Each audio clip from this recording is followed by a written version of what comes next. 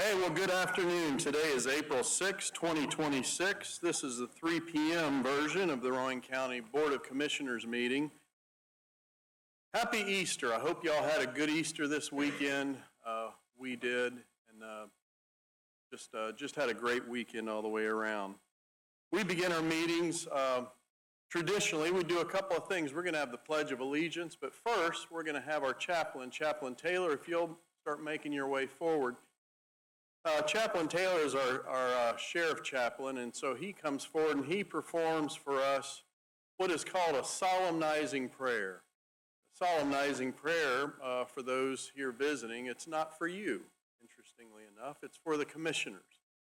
As you know, we have decisions all the time that we have to make, and so we genuinely want to make them in the best interest. And so we'll have our chaplain come forward. We'll have him offer up a prayer for us. Commissioners, if you'll join me, we'll get started. Commissioners, Lord, we come to you this day. Thank for this beautiful day you bless us with.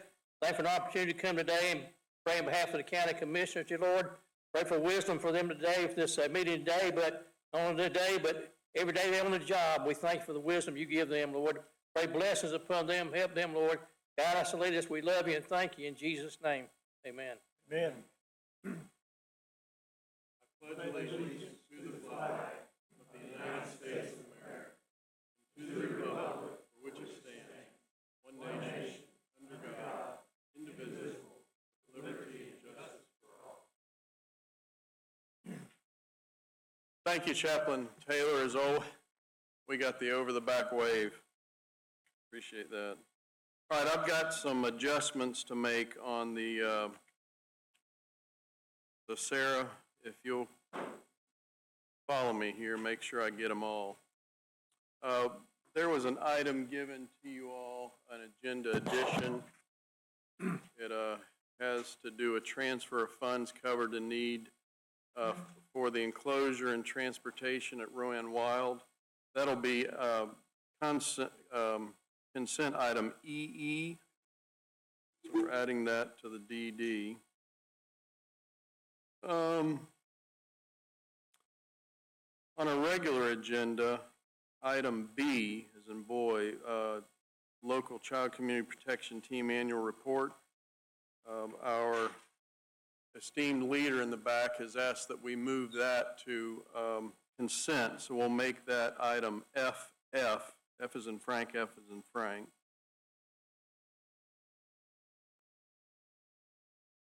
We're going to move, since we may have some folks here to speak tonight, we're going to move our special recognitions up. We're going to move that up, and we're going to call that item 2A. 2A. No, that's not what I'm going to do either. We're going to have item 2A is going to be Randy Kress. Have Randy Kress, since we have folks might be interested in this, we're going to have Randy Kress come up and we're going to make his public engagement staff report. We're going to make that item 2A.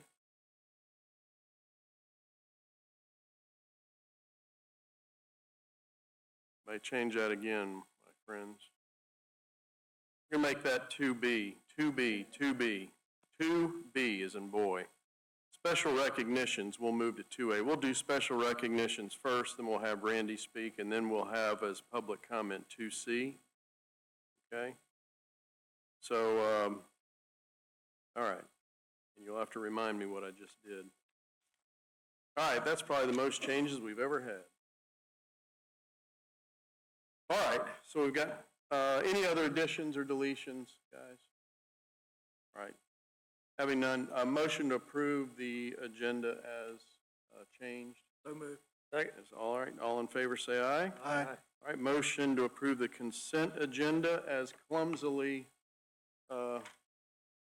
changed. So moved.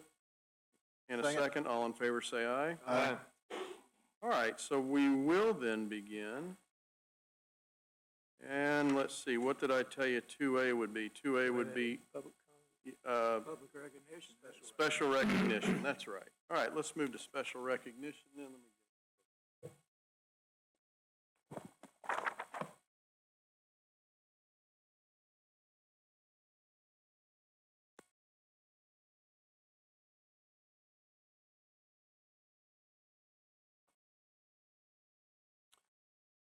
All right, our first special recognition, Alyssa Harris with our Public Health Week proclamation. How do you want to do this, Director? Yeah, I can do that. One of our commissioners is out today, so I'll take her place and I'll go ahead and read that if that's okay.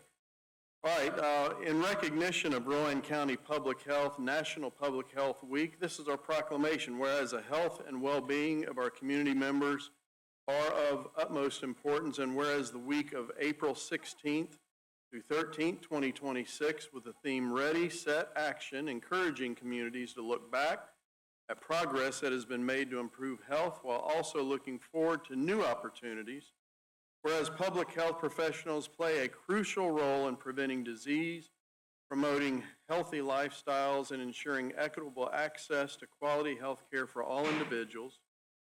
And whereas a person's health status can differ drastically by zip code due to differences in built environment, environmental quality, community context, access to healthy food, education, and health care. Whereas the Rowan County Board of Commissioners committed to promoting and protecting health of our residents through evidence-based policies, programs, and services. Now therefore be it resolved that the Rowan County Board of Commissioners hereby proclaims the first full week of April as National Public Health Week in Rowan County, and be it resolved that during this week, we encourage residents to participate in activities promoting their health and wellness, including physical activity, healthy eating, and preventive health care. Be it further resolved that we call upon all residents, businesses, schools, and community organizations to join us in prioritizing the health and well-being of our community through policies and incentives that support public health and disease prevention this 6th day of April 2026, and I make that in the form of a motion. Second. All in favor, say aye. Aye. Anything you'd like to add for us? We just want to say thank you so much for the opportunity for this Public Health Week proclamation. We have a week full of exciting activities. You can find it on our social media. We're very excited to celebrate and appreciate our professionals as they work to prevent, promote, and protect the health of Rowan County citizens. Thank you so much. Don't go anywhere because we got another one. Yes. All right, so I'd also like to present, April is Child Abuse Prevention Month. And so I'd like to read a proclamation for Child Abuse Proclamation Month. Thank you for our folks being here, DSS and Terry Hess House. Thank you. Whereas, so proclamation for Child Abuse Prevention and Awareness Month. Whereas child maltreatment is a community problem and finding a solution depends on involvement among people throughout our community. Whereas child maltreatment occurs when parents find themselves in stressful situations without community resources and unable to cope. Whereas approximately 112,929 children were subject of investigations of abuse, neglect, and/or dependency in North Carolina in 2025. Whereas approximately 20 children per year are victims of homicide by their parent or caretaker in North Carolina. Whereas the majority of child maltreatment cases stem from situations and conditions that are preventable in an engaged and supportive community.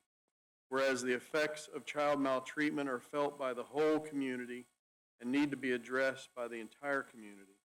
Whereas effective child maltreatment prevention programs succeed because of partnerships created among social services agencies, schools, faith communities, civic organizations, law enforcement agencies, and the business community. Now therefore, the Rowan County Board of Commissioners does hereby proclaim April 2026 as Child Abuse Prevention Month in Rowan County and calls upon all citizens, community agencies, faith groups, medical facilities, and businesses to please increase their participation in our efforts to prevent child maltreatment and strengthen the communities in which we live this 6th day of April 2026. Anyone from your team like to speak? I would just like to say thank you for your support and leadership in this initiative. We are here and very happy to serve the children and families of Rowan County, and it takes our whole community, and I am very proud to stand with these ladies behind me in this work. No, you are. A round of applause for them.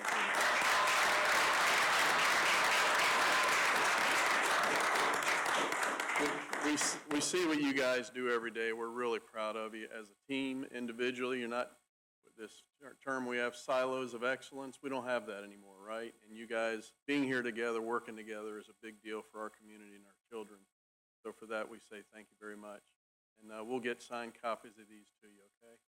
All right, thank you all. Thank you. Do we have a motion? Do you approve that in a second? Second. All in favor, say aye. Aye.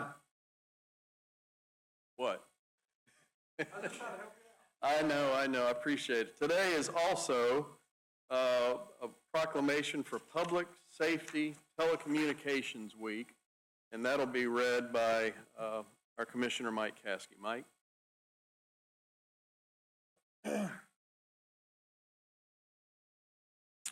Proclamation, Public Safety Telecommunicators Week, April 12th, 2026.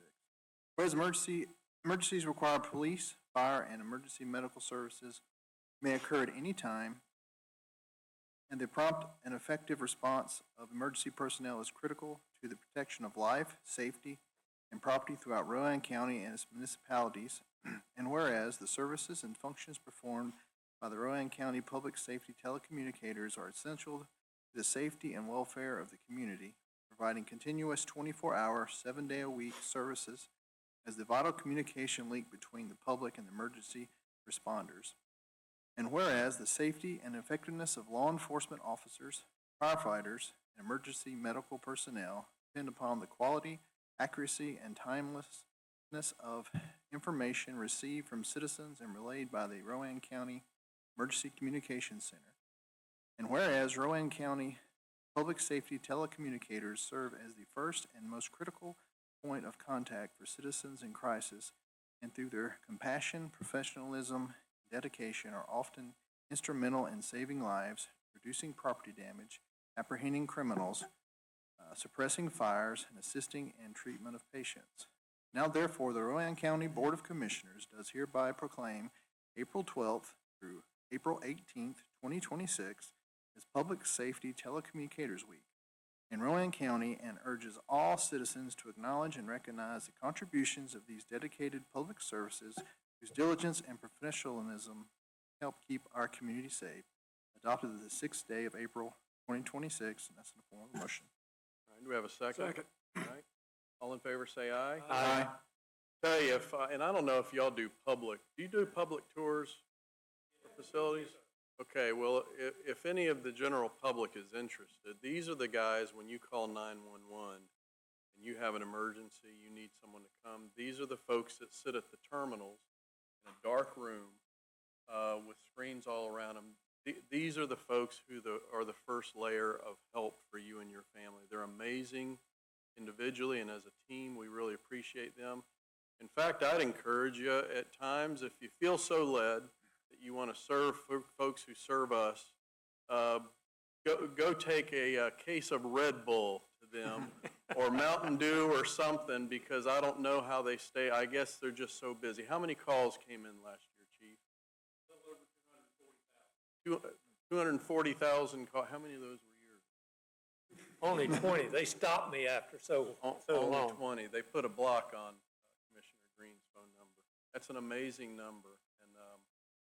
I know as we grow older, we'll be one of those calls, and we're going to begin to try to address some of those issues about gaps in our ambulance coverage and response time. But we really appreciate you all and what you do and how you take care of our kids, our parents, our grandparents, and ourselves. So thank you all very much.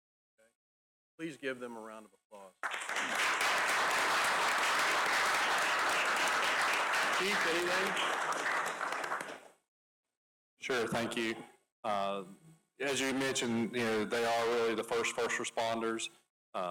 They sit behind the computers and they do countless, just hear things that just, are amazing, that people should, sometimes are joyous delivering babies, and then sometimes we have the opposite. So, and they're out there, everything they do is seen by everybody, people listen in Scannerlands, and now there's apps that show everything. So, I really do appreciate these jobs, these staff are the best that we can have.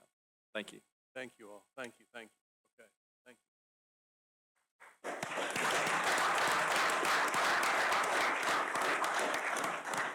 All right, Randy. Good afternoon, Commissioners. I'm going to ask April Everett also to come up with me. She maintains a lot of our stuff that we'll be talking about here, so we may tag team just a little bit.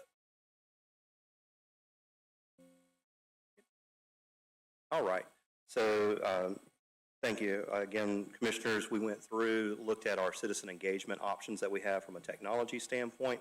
So we want to go through these. This is very open, so if you have any questions, please feel free to ask. We'll elaborate, and we'll also jump off of this PowerPoint as well to show some of the website information as well. So looking at different informations for citizen engagement, this can be both citizens, businesses, so anyone that's either in Rowan County or interested in Rowan County. The first one we'll go over is Notify Me, so I'll just give you kind of the highlights first of 6 different areas, then we'll go into each one. So this is where you can get text and email notifications of all meetings that are happening. We'll then talk about Onboard, which is what we use for all of the boards and committees that we have within Rowan County. That's either board appointed, board created. We'll talk about the Sunshine List, which is an email list. It really is a subset of Notify Me, but it's just another method that we do have, and we've kind of automated some of that as of this morning for Sarah's benefit, so that folks can get on that list if they want to do that. We'll go over social media. Actually, I don't think we have another slide for social media, do we? Okay, so wanted to call this out. So not just for Rowan County official Rowan County government, but all of our different departments may have different social media presences as well. So that link there, rowancountync.gov/social media, is all of the conglomerate of all of our social media sites that Rowan County officially has. So this can be everything from the animal shelter to 911. Emergency Services has their own site. So this is all of the official government sites. And again, each of these can be, added, liked, and subscribed to. We'll go over Civic Clerk, which is very specific to this Board of Commissioners, meeting agendas. So while there's the Commissioner's side of seeing the agenda packets and working through everything, this is also all available to citizens as well. And then we also have our newspaper, which is our formal way to send to our local news media outlets for different events. So that's for your ordinance adoptions, public notices. We always send to Salisbury Post as well. So as I go through these, I do have QR codes I'll go ahead and mention. That way, if there is anybody that wants either to do this on the fly or you want them, we've tested all of them. They're safe links. They literally go straight to the actual website. So we'll jump to that. So Notify Me, this is built in April. I'll let you kind of talk through Notify Me. Yeah, so this is a feature within our website. There's over 60 categories, which includes meeting calendars, news flash items, alerts, like if you wanted to know if county facilities are closing due to weather, things like that. It allows citizens to opt in. You can either select SMS, which is text message, or email, or both. Currently, we have 8,034 subscribers. And again, as Randy mentioned, you can scan the code or visit that site directly. I don't know if you want to hop out now to show it, but those categories. Yeah, and this is very important. Notify Me. So when you go to the Notify Me, one of the things, yeah, I will. Sorry about that. Okay, so this is not for the faint of heart. There's a lot of different alert centers, Notify Me. So you do end up needing to sign into this. This is our official county website, so this is built into that. This allows different alerts. As you go through, there is not a select all. I will tell you, you probably don't want to select all because you'll get a ton of notifications about everything that you may or may not be interested in, and chances are you're just going to ignore those text messages. Believe me, I'm doing that. So as you go through, you can select different events and see which ones there are. So you have your county manager office alerts. You have your different calendar. And I'll call attention to the calendars. That's where we post everything related to all of our calendar events. So if we go down to meetings here, learn more about upcoming board and commissioner and advisory board meetings. So this is how you get those text messages that'll take you directly to where the meeting's being held. And again, you can do this via text message or email, and this is our official way to get that out just as soon as it posts, I think we do. April and I looked at this. We set it, if you have a meeting on the upcoming Monday, we set it for the Tuesday before. That way you don't accidentally get a text message on Monday and think you need to be at a meeting. So that's there. But again, you can select each of those individually. We are working with all the department directors. Most all are already publishing things here, but that's a decision that they make to make sure that if they have something that's involving the public, that they push that to the website. How long have we had this? We've had this since 2017. So as I was going back, I was trying to figure out, okay, what do we have? We've had this in place. I actually went back and looked at some of the trends. I know Friends of the Library actually did a very big push. I think they had like 4,000 subscribers within a short time frame that they added for their Friends of the Library newsletter. So we've had this. It's tried and true, and it is one of the fastest ways to get you straight to the site. Now, again, talking about social media, in most cases, there's always going to be a duplicate post for items going, to Facebook and to Twitter. But this is what we're considering the official record. So I got a notice last week about our county commission meeting. So you click on that and it takes you to the agenda, so you know. Yes, it'll take you to the agenda page. Yeah. We didn't have it deep link straight into it because those are on recurring meetings, but it takes you straight to the page that you can find that agenda. Full agenda packet and prior minutes. So as well. libraries having a book sale, animal shelter is becoming crowded, and they're going to have an event that weekend. Park is closing, park is opening, weather, holidays. Yep, we actually have one for burn ban, and I was just talking with Chief Brown. I'll go to the next page here. This is what it looks like on your phone. And this is what it looks like when you subscribe to everything. Again, that's from my phone. So you probably don't want to subscribe to everything because you'll just get text messages every few minutes, it seems like, because there's always something going on. But yeah, so this is for the burn ban that was issued. That's on the web page. It's probably posted to social media, but it's also posted here. So when that burn ban lifts, there'll be another post for that as well. How many categories did you say?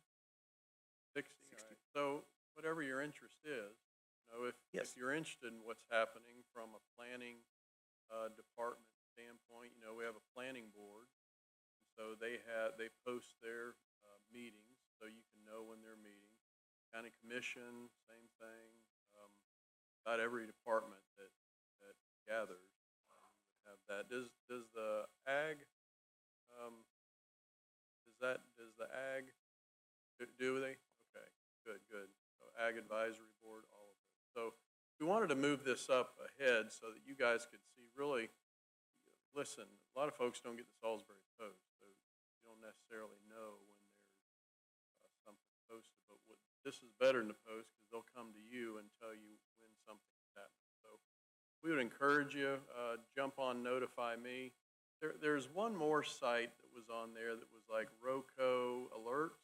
What is that for? Okay, yeah, and I did not mention ROCO alerts in here because that is more for your mass notifications. That's Okay. with emergency services. They do list, because I think it's in conjunction with City of Salisbury, so they might push events like that. That's more of an opt-in. But the ROCO alerts allows you to send, Amber alerts, different type of alerts that are based on a geographic Be a radius. broad. Okay. Yeah, it's your reverse 911, if you will. Okay. Yep. Okay, so I'll Notify Me. Onboard is another one. This is actually to become involved with or to determine who is on boards, and this shows you primary contacts for all your boards and committees. So right now, 70-plus boards. This is what the commissioners look at to do board appointments. This is where it comes from. Clerk to the board goes through this, looks at the applications. So this also shows board vacancies. And so this is the place to go. So that's onboard.rowangcountync.gov. Links there as well. It's also on the webpage, but I just wanted to have it here. So this goes through, explains phone numbers and contacts, who is over that board as well. Yeah, so let me stop you there and ask our board clerk, do you have an idea of how many board openings we have right now? Let me see if it's on our sheet. And I have the vacancies pulled up if you want to. So we are always, if y'all want to get involved in local government, we would ask you to. We've got, she'll tell you here in a second, but That's, To give you a total look, yeah, look at all these vacancies. So Board of Equalization Review. Now, yes, now keep in mind, that's a certain time of the year. Now, that's the other thing to notice about this particular, because of boards and committees, that there's a lot that's not just open to general public, like City of Salisbury Planning will be in the ETJ. All of your volunteer fire boards would be specific to being in that district. So historic landmarks, that's right up top. Yep. That's an at-large, and so that will become vacant. Well, it is. It is vacant, yeah. It currently is vacant. So if anyone is interested today in Historic Landmarks Commission, you can go in there and see what that specific board focuses on, and if that's an interest to you, then I'm telling you, we'll put you on that board. We're begging for folks to get involved in this board. There's always an opportunity to have influence and to make sure that your opinion makes it through these board appointments. Chairman, we have 93 vacancies across 79 boards. All right, we have 93 vacancies across 79 boards. So we'll take 93 volunteers today if anyone is offering. So go to that website and seriously look up and see something that is of interest to you and volunteer. That's a great way to get involved. Anything else? Let's see, Sunshine List, I'll just mention that. Again, that's an email list. Really, you're getting everything from the website. Civic Clerk, this is where you get linked to when you have that notify me, but this is also where that is. This is all meetings. This is everything we've got. We actually have some links to the older archive stuff as well. This is every agenda packet, minutes. We don't do recordings there. We do have recordings? Yes, Yep. so that little icon right there that looks like a camera. Yep. Yep, that indicates that there is a video. And I think might be it. We did want to mention, just because of the upcoming ADA compliance, one of the tools that we have recently put in is doc access. So any of these PDFs that are online, actually, I'll let April talk to I'm this. super She's- yeah, excited she's about this. So this tool is going to help us toward our goal of making our content more accessible for everybody. It takes existing PDFs, and if we have a scanned in a map that's been drawn on a napkin, it happens, right? And we have these documents and they become public records. It converts it to readable text, and all you have to do is toggle that little view on to accessible transcript view. It also provides some value add under ask a question. So you can say, how many trees did this person, or is this person required to put in for screening? And it'll look at the documentation that's there and provide you with answers.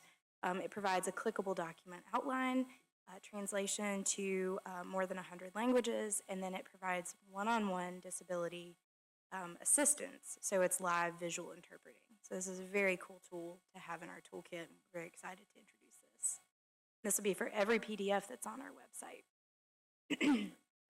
One last slide, if you don't mind, we'll wrap up with this, is our Civic Leadership Academy. We'll be sending more information about this in August. We've already had 2 sessions for this. This happens in the fall part of the year. We go through, it's a 8-week program, 8-week plus your 9-week for your final. And we invite citizens to be here. We go through, we introduce to every department director, County Manager Church leads that. And we talk through every department. We go to different locations. And so I've got the link there for the Rowan County Civic Leadership Academy. And again, that'll be opening up. We already have the information on the website to say that in August, we'll start that application process. And that's for Rowan County residents, 21 years and older. All right, so Civic Leadership Academy, another great way of getting involved. We would invite all of you. How many positions do we typically have, manager? I think it's between 20 and 30, but if we were to get 60, we would have 2 separate classes. All right. So as many folks that are interested, we'll be glad to accommodate. Yeah, so a lot of folks find that very, very instructive. They don't know how the county runs. So you get a look at every single department, how they're run, how the budget process works. All of that's become very popular. And so Civic Leadership Academy, and is there any cost for that? No, you just have to be 21 and live in Rowan County. All right, you just barely made it. Green. All right. And that- Anything else? That's all I have, All right. Commissioners. Thank you. Thank you very much. All right, we've got public comment coming up. Anything from you, Jay? Yes, welcome, everybody. What we had when we took the sheet up at about 3 minutes after 3 was 5 speakers for public comment tonight. So with just 5 speakers, we won't need to entertain a motion to extend the public comment period beyond 15 minutes. And at this point, I'll just reiterate what we shared on Thursday, that we just trust everybody to be respectful. Please refrain from using signs and clapping so we can get through it. But we want to hear, and I'm going to take notes as best I can. And the hope is, if I can get comments and questions that you have during public comment period, I'll attempt to go back and try to put information together or answer questions as I can, that we'll try to get out by some sort of public release between now and the April 20th meeting. That's the meeting that we're noticing for a public hearing regarding a potential moratorium. There's no decision at this time about a moratorium, but from the public comments that were made at the last meeting, that request came up several times from speakers, and so the board wanted to at least entertain that publicly. And just to clarify some of the information, and this isn't probably what everybody in this room wants to hear, but it was in the newspaper. It wasn't explained in the newspaper article.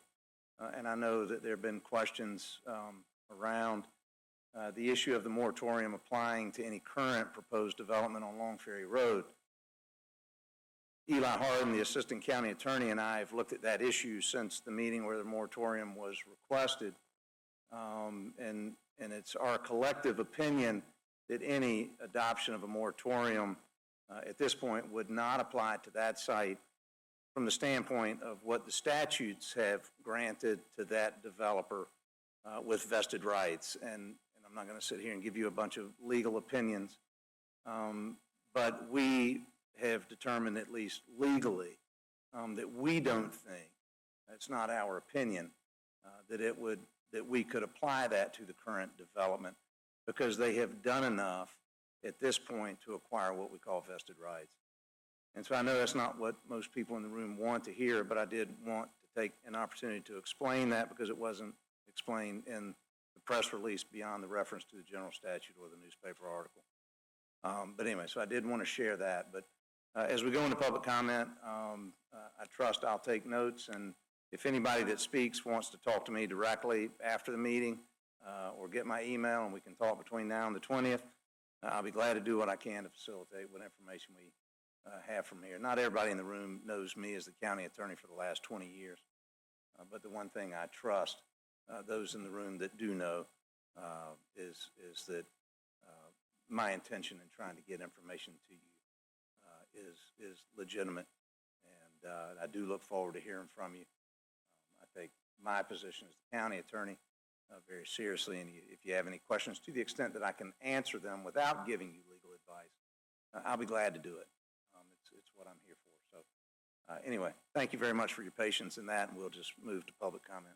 All right, thank you, Jay. All right, first is Megan Mack. Megan, welcome. We're glad you're here.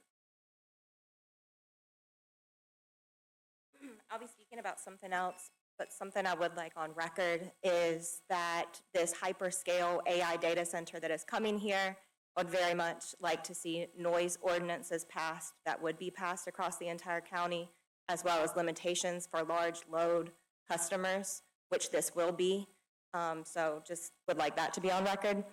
But I am here as a proud member of the Rowan County chapter of Down Home, North Carolina. And we today are at a moment that's increasingly difficult for families across North Carolina and across our nation. Funding for healthcare, education, and climate solutions is being slashed.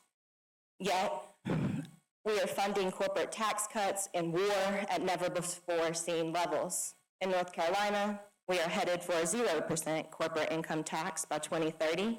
And then here locally in Rowan County, these corporations are being invited into our communities. Corporations that rake in billions in profit, yet have no accountability for the damage that they inflict on our people and on our planet. Less than 2 weeks ago, we attended a public hearing here in Rowan County at the courthouse where Duke Energy threatens to raise our rates so that they can pay their shareholders even more. And so often, we see our government favor corporations and this corporate greed over the people. Why does this happen? How does this happen? Because our elected officials create rules for participation that limits our engagement, limits the public's oversight, and works to create an unfriendly process to dissuade the public from participating. On April 2nd, 2026, the county commissioners released a press statement to clarify public comment policies pursuant to state law. Yet, it is not in alignment with state law because the relevant statute, North Carolina 153A-52.1, mandates that rules adopted must be reasonable, meaning that rules must be fair and sensible. Yet instead, what we are seeing is blanket rules issued by the Rowan County Commission, such as absolutely no displaying of signs. They're creating a fear that only one person would be able to speak on an issue, no matter the amount of people there to speak out, and banning all applause or support for a particular speaker. This is in addition to, since 2007, having instituted policy that caps public participation at 15 minutes total. While this policy can be waived by the commissioners, I believe it is inarguable that this sends a clear signal to the community that the commission is not friendly to our participation. And that's not right. Thank you. Megan, thank you. Appreciate you being here. Next is Mark Ortiz.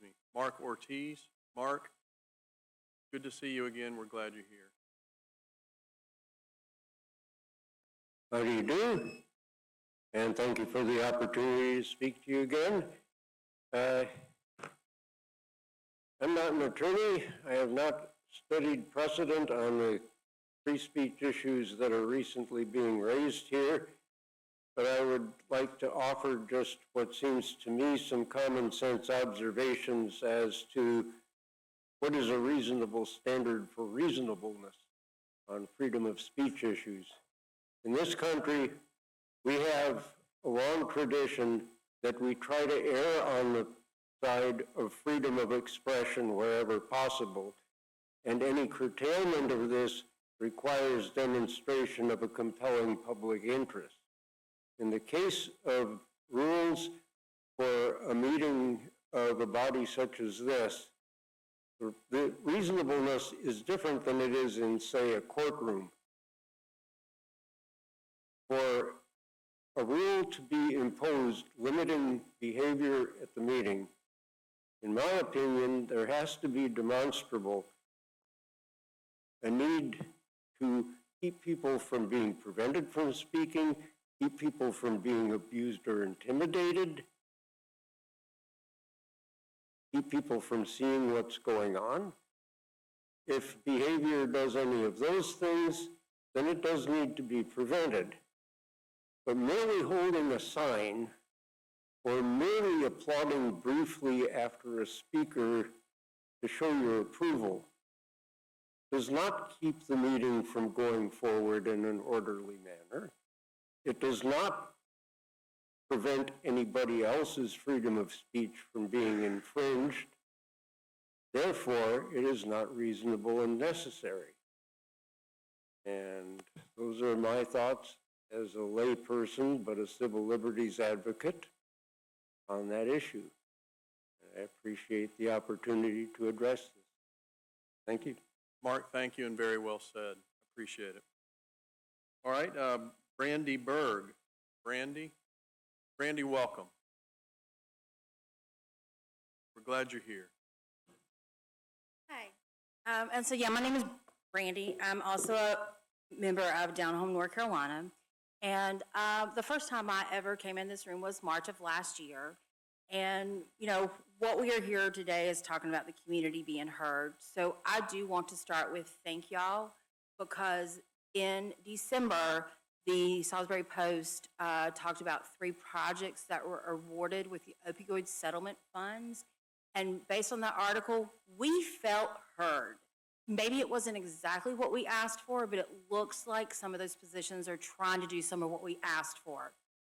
So now what we're asking for is, if y'all really believe 15 minutes was reasonable, let's look at the fact that we've had a 9.3% increase in population since 2017, and let's get at least another minute added or 2, so we are considering, so we are staying consistent.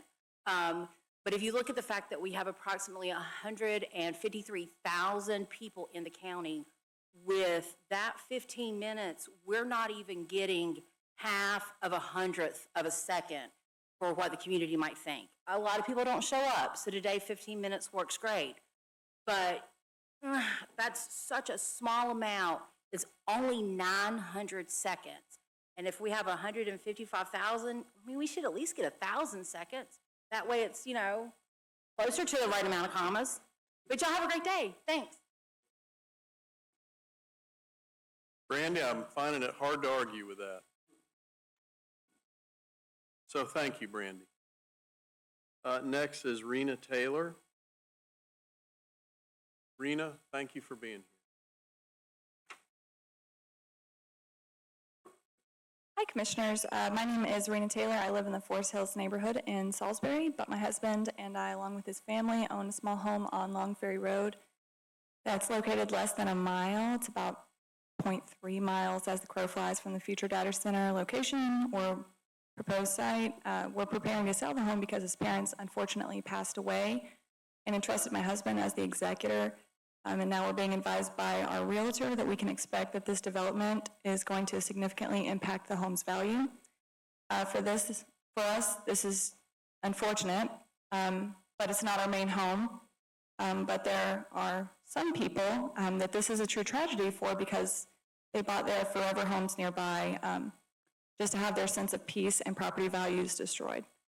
It seems egregious to ask people to pay higher prices to support a new power plant so that we can power a giant machine that hurts nearby property values, pollutes the environment, doesn't provide jobs, and likely won't even pay sales tax on its own electricity used. I reached out to the county commissioners months ago in October because I wanted information and to share my perspective. I was assured that neighbors were notified and their feelings were heard, and that they requested berms to dull any sounds made by the future data center. Yet when I showed up at the meeting about Duke's energy hikes, it became evident that a lot of the neighbors most directly impacted were not satisfied. What will be done to mitigate the damage done to those families' property values? My hope is that you guys as our representatives will protect us from corporations and not hand us over to them. A moratorium on future data centers is a step in the right direction, but what can we do to mitigate harm done to the people and families and property values that are currently being affected? Thank you for your time. Rena, thank you for coming, and thank you for your comments. Samantha, is it Hespel or Haspel? Haspel with an A? Okay, thank you. Thank you for being here. Good afternoon, Commissioners. I thank you for the consideration of a moratorium on data centers. It is a step in the right direction, but I'd like to see more. As Mr. Dees pointed out, you can't put a moratorium on the Long Ferry site, but what you can do is comprehensive plan amendments. Those are legal and they are allowed. The first problem I have with this whole data center plan is that you have them self-regulating. Now, a murderer shouldn't be self-regulating whether or not they're going to murder again. I wouldn't trust that. I don't trust a major corporation that is known to pollute, because data centers do by definition pollute, to self-regulate. As our county commissioners, I would like to see you impose regulations on that site for building. That is not part of zoning. That is part of permitting and building. I would like to see noise mitigation. I would like to see help in residential relocation for the people whose property values are going to drop, who cannot afford to leave. There is already red dust spewing all over the neighbors' properties, their houses, their cars. We get upset about a little bit of pollen. This is worse, and it's constant. Furthermore, we are currently in a drought in Rowan County, so we don't have an abundance of water, despite certain assertions that we do. I've also seen county commissioners speak in favor of the upgrade to the Duke Power Plant, the Buck Station. But where are you all pushing for Duke Power to clean up the hexavalent chromium? It is in fact leaching into our drinking water. According to the Environmental Working Group, our water has 3 times the acceptable limit of hexavalent chromium, and that can only be removed by very expensive reverse osmosis filters. Not everybody can afford a $2,000 water filtration system or more on their house. Now, I'm a cancer survivor. I try to limit my exposure to health hazards. Drinking hexavalent chromium, and that is the Aaron Brockovich chemical that they successfully sued and won PG&E against, is in our water. Now, the statutes for what is considered safe water have not been updated in 20 years. And I don't see that getting fixed anytime soon with our current federal government stripping away environmental regulations. So how are you all protecting us and making sure that we are staying safe? I would like you to consider an interdisciplinary council made up of you all, of community members, of environmental experts, to come up with rules that make sense on this data center that can be included in comprehensive plan amendments. If they don't like it and they pull out, too bad. This is up to you to protect us. Hey, well, you can clap, that's fine. Hey, don't. Will you put your phone number down here?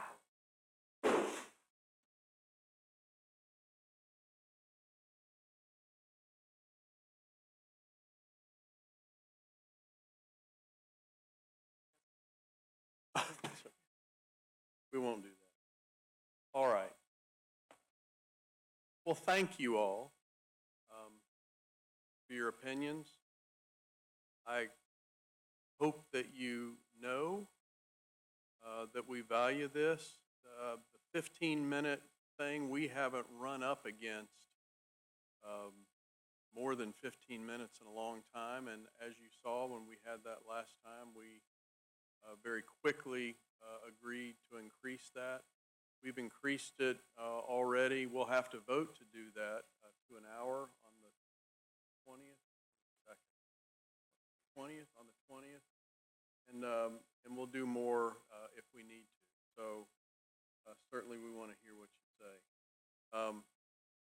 So thank you. I hope you'll stay because there are other things that we're going to talk about tonight that I think tie in to a lot of the issues that we as a county are dealing with really for the first time in a generation as we're seeing growth happen in Rowan County. How do we deal with this and how do we handle something that we have not seen in an awful long time? So if you came just for public comment, I hope you'll reconsider and you'll stay. I really do because there's a lot of things being considered for the benefit of Rowan County, and I hope you'll stick around to listen.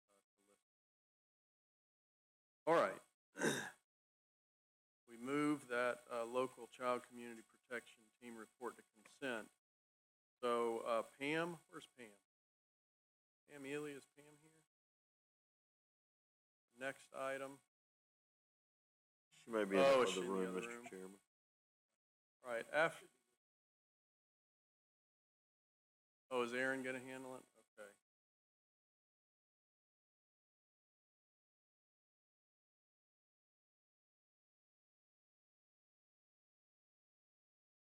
Okay. Be filling in for Pam today here. Okay.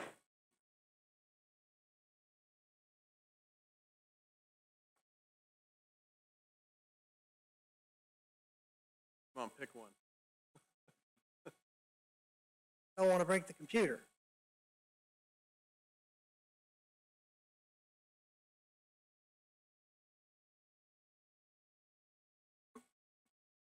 All right.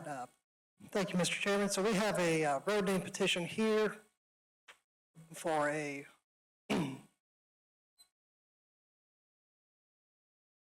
for the 600 block of Richfield Road. There are two structures addressed off this currently, and they're about to have a third, which requires a road name. So we received a unanimous petition from the property owners, Jerry and Melissa Barretts, and the road that was selected was Wizard Way.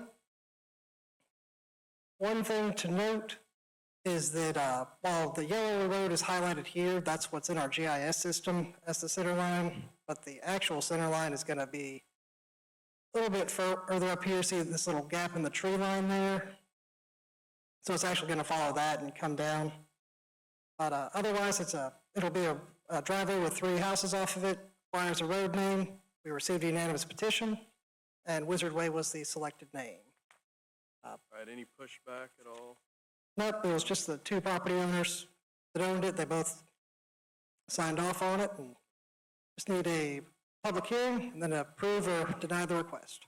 All right.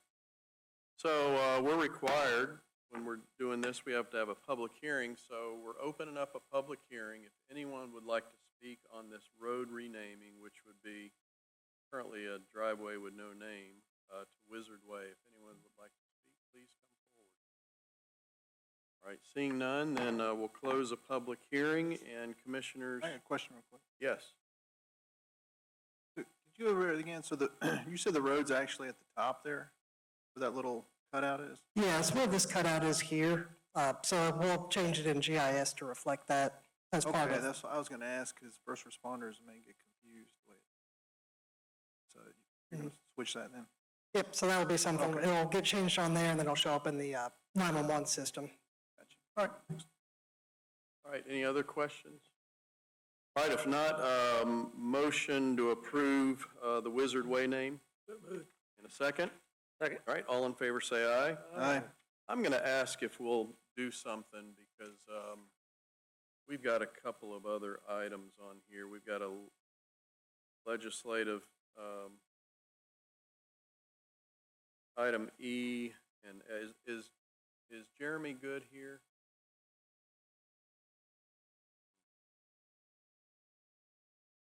Commissioners, what I'd like to do, again, I don't know if all the folks that are here are they just are interested in seeing how things happen.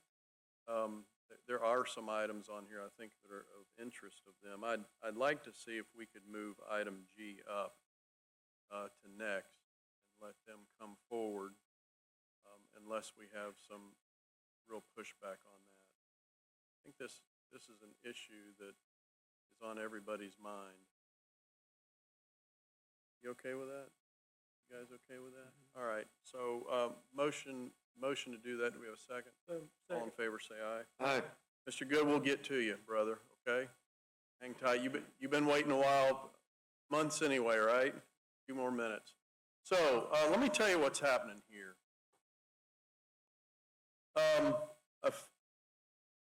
This is a real example of community working together, which we're really in favor of. We've always had a good relationship with the farm community.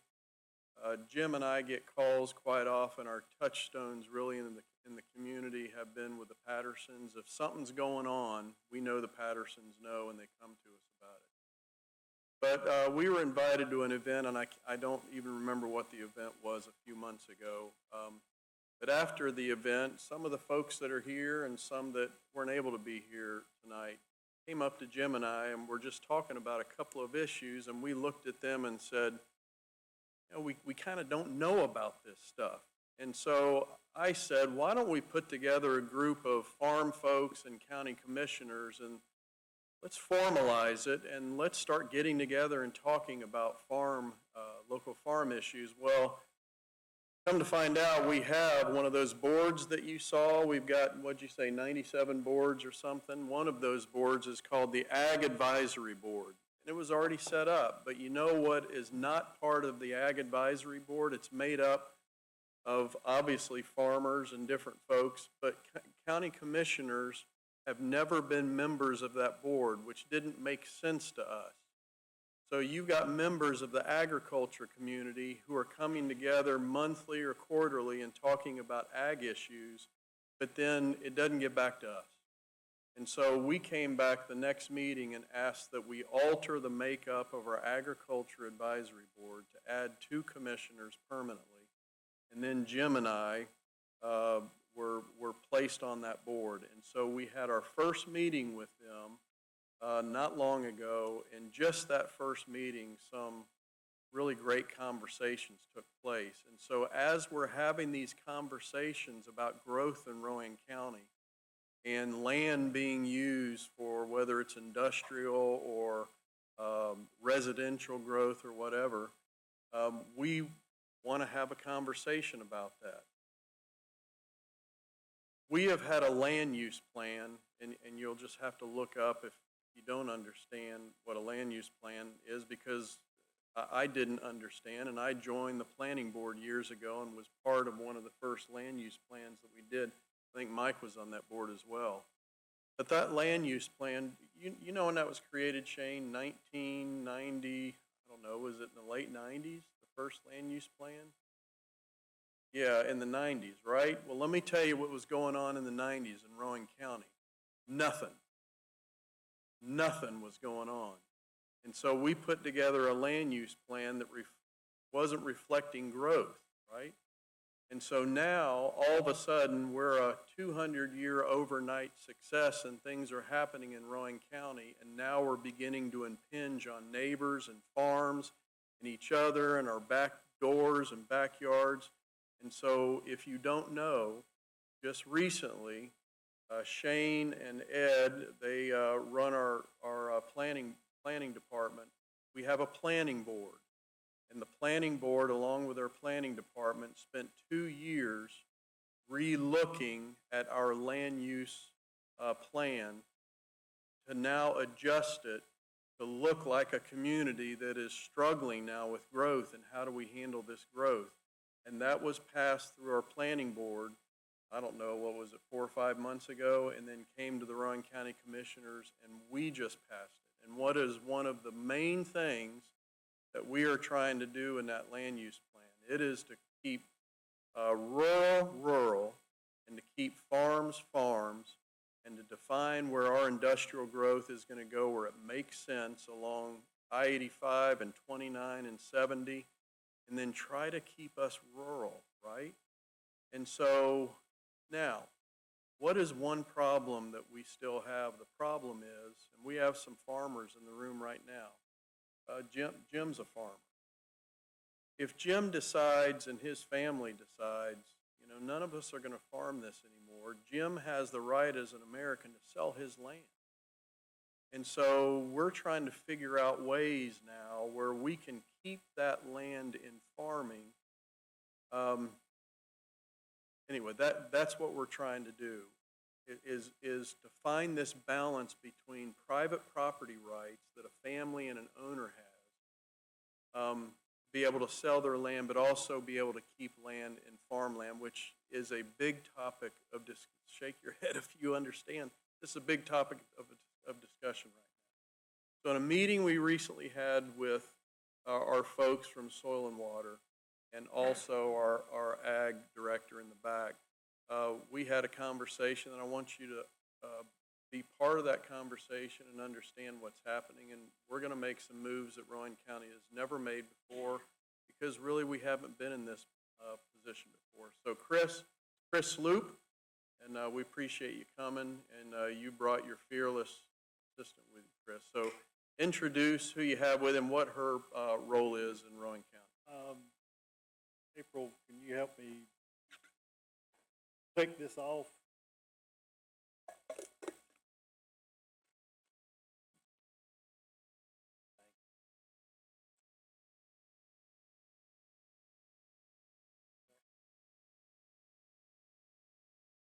So thank you for having me to speak this afternoon. For those of you that don't know, my name is Chris Sloop. I am the director for the Rowan Soil and Water Conservation District. I've been in my current position for 17 years. Before that, I worked in maintenance with the county. So I have almost 25 years of tenure with Rowan County. I live in the southwestern part of the county where I farm part-time myself, growing barley, corn, soybeans, and beef cattle. So I'm raising my family on the land of my ancestors. So my passion for agriculture not only directly relates to my day job, but it also drives me in how I spend the majority of my time away from my office. Chairman Adds requested I speak to you today, and I want to cover two topics that he asked me to speak on. The first being our county department budget request to make our part-time position into a full-time position, and the second being to further inform the board on the North Carolina Department of Agriculture and Consumer Services Division of Farmland Preservation program called the Ag Growth Zones. So a little background, our Soil and Water Conservation District is composed, the district is composed of all the lands within the border of Rowan County. That board that governs the Soil and Water District is composed of 5 soil and water supervisors, both elected and appointed. And they are charged with locally led conservation efforts of promoting suitable standards of conservation, restoration, management, and the proper use of the state's soil, water, and other natural resources. Here is what we have for our mission statement for our district. It can be seen there on the screen. Working in partnership with other agencies and organizations, the Rowan Soil and Water Conservation District's mission is to provide its citizens with the technical assistance and financial resources to carry out scientifically sound, sustainable practices that conserve the soil, water, and related resources of Rowan County. The education of our citizens and the wise use of our natural resources will be a priority of this district. So a little background history here. Our part-time resource conservation easement specialist position was created in the county's fiscal year 24 budget cycle by the commissioners. A person was hired in December of 2023, but later resigned in October of 2024. Then it took us a few months to advertise, interview, and hire the position again. Second person to sit in that position is Miss Sandra Abbey that's going to speak to you next on conservation easement. She was hired on January 19th, 25. We did request in the fiscal year 26 budget to make that position full-time, but that wasn't granted. Our justification for our request. Part-time positions within the county are only allowed for a maximum of 999 hours per calendar year. Sandra had used those 999 hours by late November when she started in January. She was being very conservative because we could see that she was going to run out of time before the end of the year. In February of 2026, at that 16th commission meeting, commission members approved the Ag Advisory Board and Soil and Water Board joint request for 100% of the county PUV rollback funds. This request supports the February 2023 adoption of the county's Working Ag Lands Plan, which supports conservation of Rowan County's farmland. The main recommendations of that plan are as follows. Support measures to protect and promote working forest and farmland in Rowan County, to educate landowners on the benefits of enrolling in conservation easement programs to keep land available for agricultural use, to expand voluntary ag district and enhance voluntary ag district programs, to develop and conduct programs to assist Rowan County farm and forest landowners with farm transition planning, to promote appreciation and awareness of the benefits of agriculture to the Rowan elected officials and citizens, and lastly, expand and support youth agricultural education programs.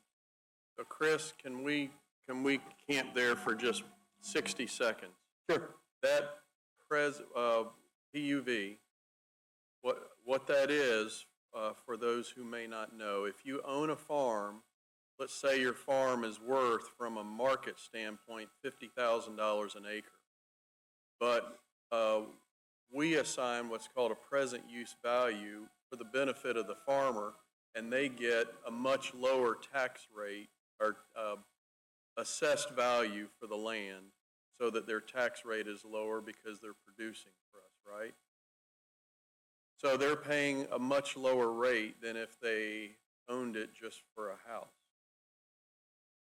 So, but if that family decides at some point to sell that land, then by law, there's a recapture of those taxes. Is it 3 years? 3 years. 3 years. So I don't even know what the present use value is. Is it 10,000? I mean, I don't know, but they pay a lot less taxes than we do for our private residents. So they're getting that benefit, but if they sell it to a developer, then they have to pay back the taxes for the past 3 years, the difference, okay? So what has happened is that money has historically just gone into Rowan County's general fund for us to use for whatever we do. Well, they came to us not long ago and said, hey, why don't we do something for the agriculture community with that money? So we've dedicated that money to go into a fund for the agriculture community. And what it's for is there are families who want to put their land in an agricultural trust, in a farm trust. But the cost of doing that can be prohibitive. They have to have surveys and attorneys and all of that. And some of them say, I just don't want to do that. What those funds now are being set aside for is for them to use that for legal fees, for survey, everything to get them right up to the point of putting that in these ag districts that will protect that land. So that's what the PUV fund is it's now going over onto the farmland side. So that's an explanation. So hence the name rollback. You're rolling back 3 years and collecting that tax that was deferred. So along with the PUV rollback funds request, those boards also requested permission to apply for NCDA and CS Division of Farmland Preservation Ag Growth Zone funding, which in that meeting, permission to do so was granted. Which is state? Which is state funds. And we will go into detail about that with Sandra's presentation in a few minutes.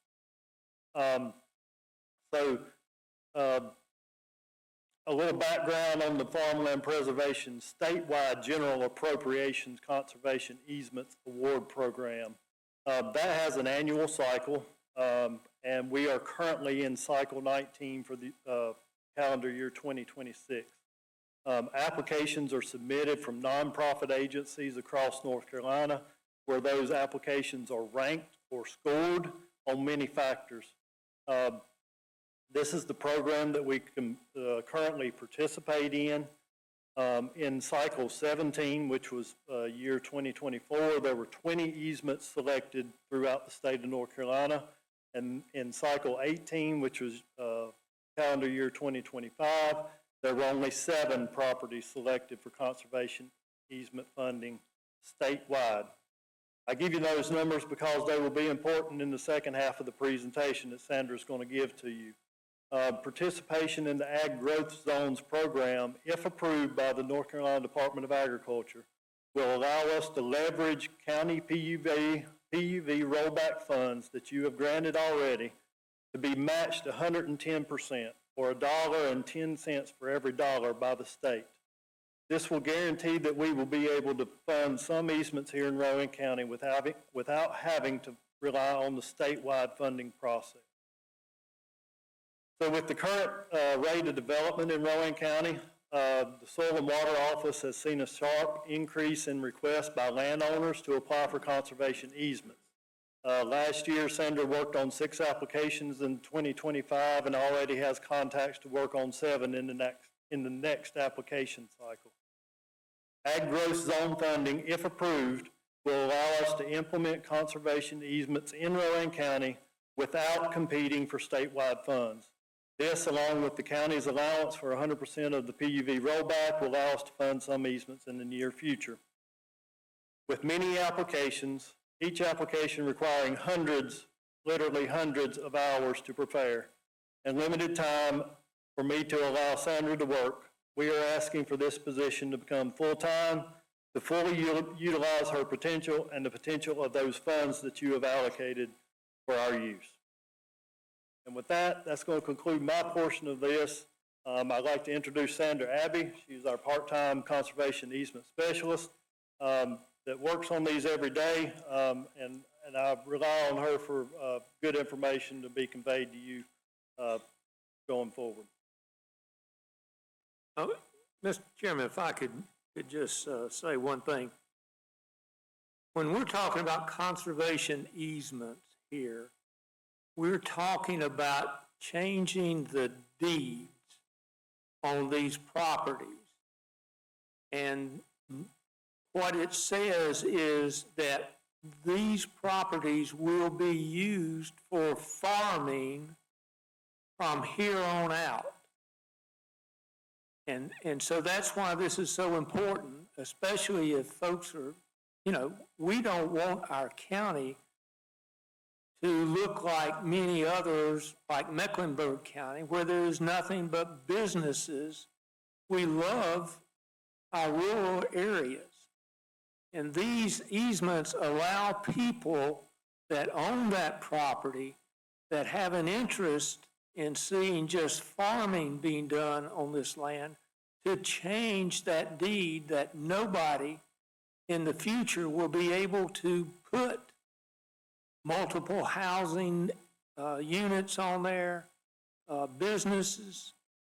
And so that is why this is so important to those of us that love the way Rowan County looks, and that we can use it in this area. That's what an easement is. We're talking about actually changing the deeds, the titles to that land from now into perpetuity.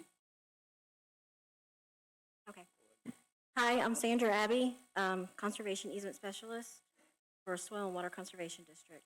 You guys kind of already touched on what easements are, but I'll just go over it again.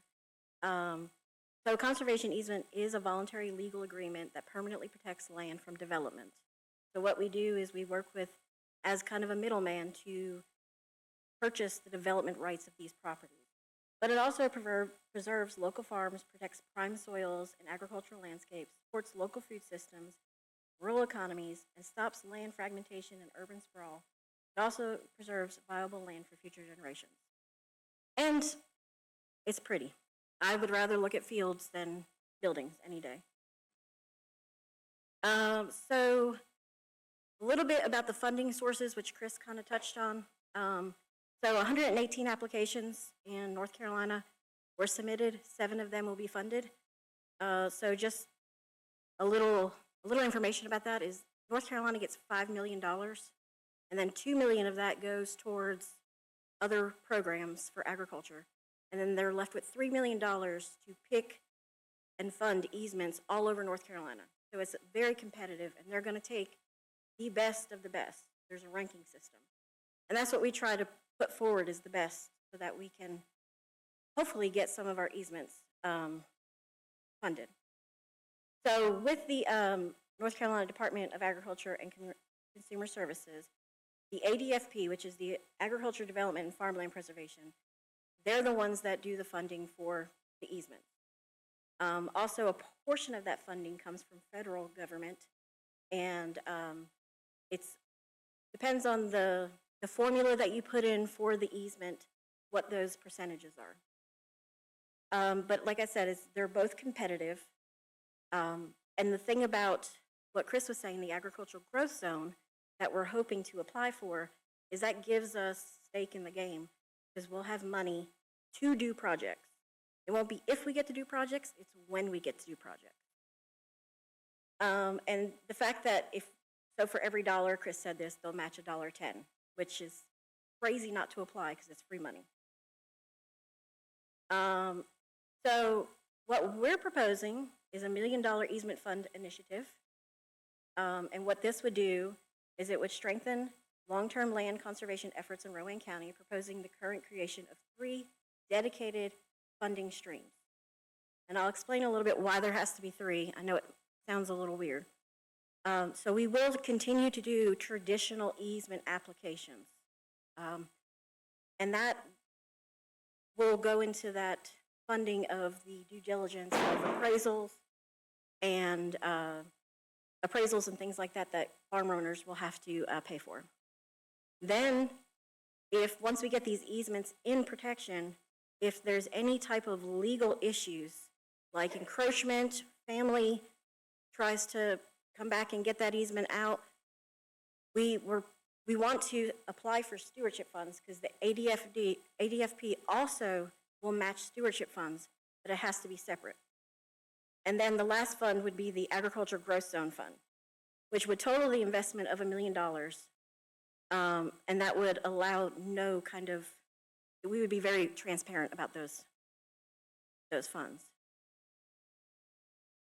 So the first one, the traditional easement, we're requesting the $25,000 to cover upfront costs, like surveys, appraisals, legal fees.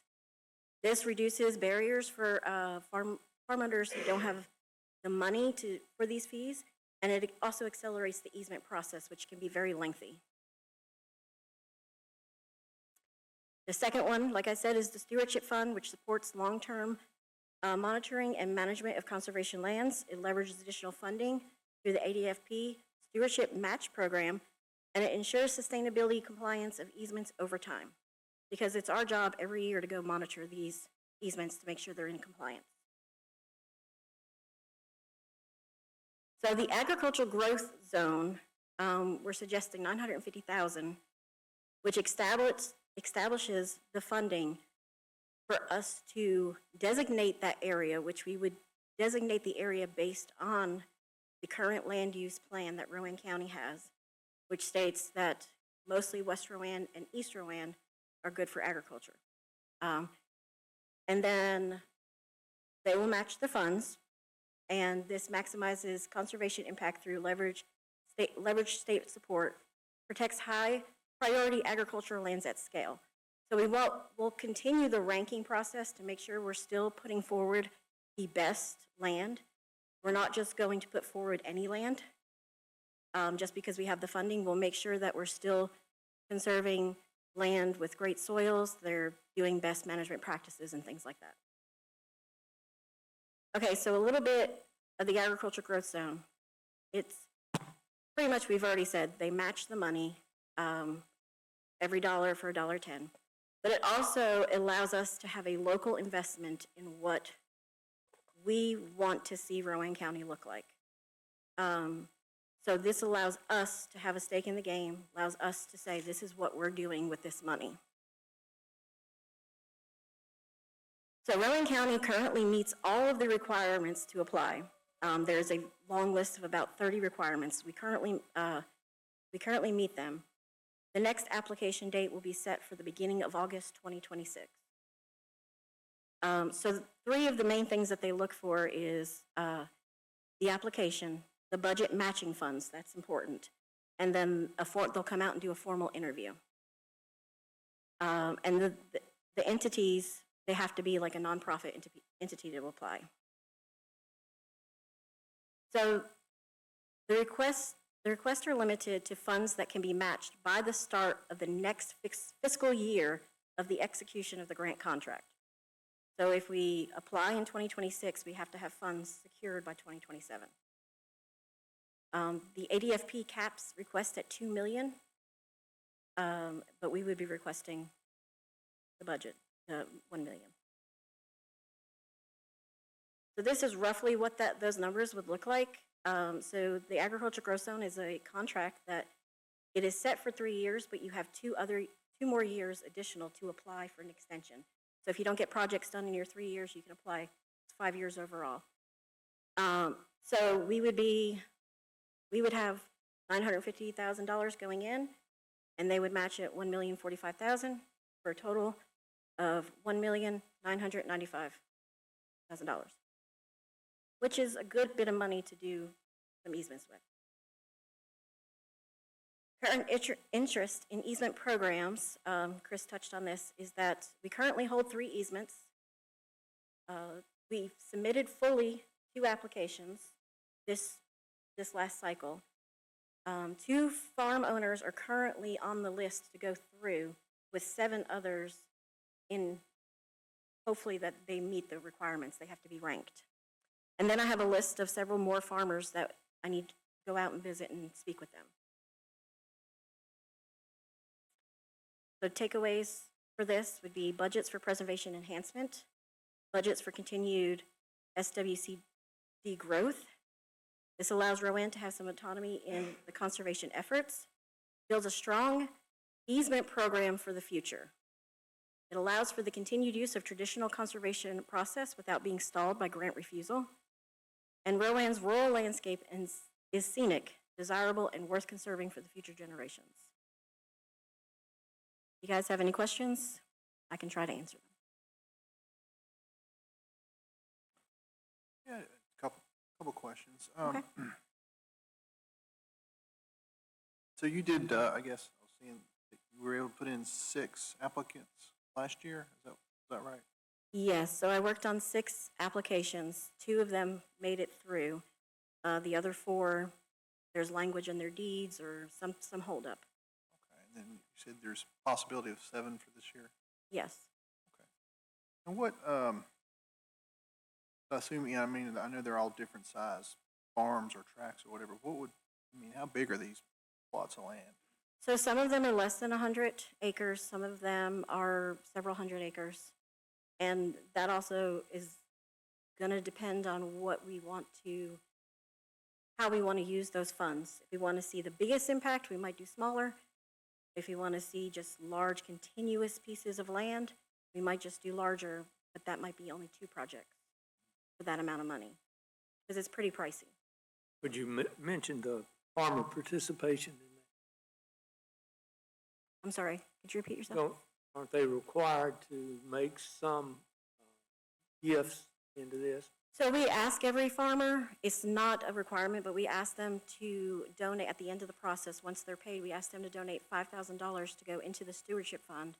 That will be used in case their land comes under any legal, constraints. So far, we have not had an issue with that request, but it's something that we request, not that they have to do. We never know what's going to happen. Whenever you put a farm under conservation easement, and we know that eventually it's going to grow up around, and properties around there are going to infringe. At that point, that's when we have to have a fund available to be able to legally defend the easement itself. Yeah, I was just curious, why is it, I guess not dollar for dollar, why is it $1 for $1.10? Why is it? So the $1.10 goes towards due diligence. The 10%, or it's basically 10% goes through the due diligence. They will offer that. But it's only for those applications that go through the agricultural growth zone. The applications that we submit traditionally, they will need their separate due diligence. They can't bleed over. And so there was a limit of 2 million? That's why you requested $1 million, or that's all you thought you If you want to give us more, we'll take it. But yes, so they cap it at 2 million. And the more money we have, the more we can do with. But honestly, with time constraint, depending on the size of the farms, $1 million might be good. That will leave us about 2 million for projects. But like I said, if you want to give us more, we'll take it. Well, the more money goes, more time, and more people to implement those jobs. Because it is a time-consuming process. Yeah, so Tons and tons of paper. we have 3 easements. One of them is as small as a 3-inch or 3 ring binder, and one of them is as big as a tub. So it just depends on what all goes into it, the size of the land and things like that. We'll also add the oldest easement is the The smallest one, yes. binder. The latest easement had to go into its own filing box. Because the process is ever evolving, and I went to Chris and I was like, did you have to do this? And he's like, no. So the process that he went through is a different process than what I'm going through now, and it will probably be different this next cycle as well. Is that more regulation from the feds or from the state? I believe that some of it's regulations, some of it's just trying to streamline the process. The longer they go along in the process, the more things are figured out, just like anything in government. Figure out things that you could have done last time and you have to implement them. Is there any new software that you could purchase that would help, or is it all just paperwork now? Most of it is, a lot of it is through paperwork.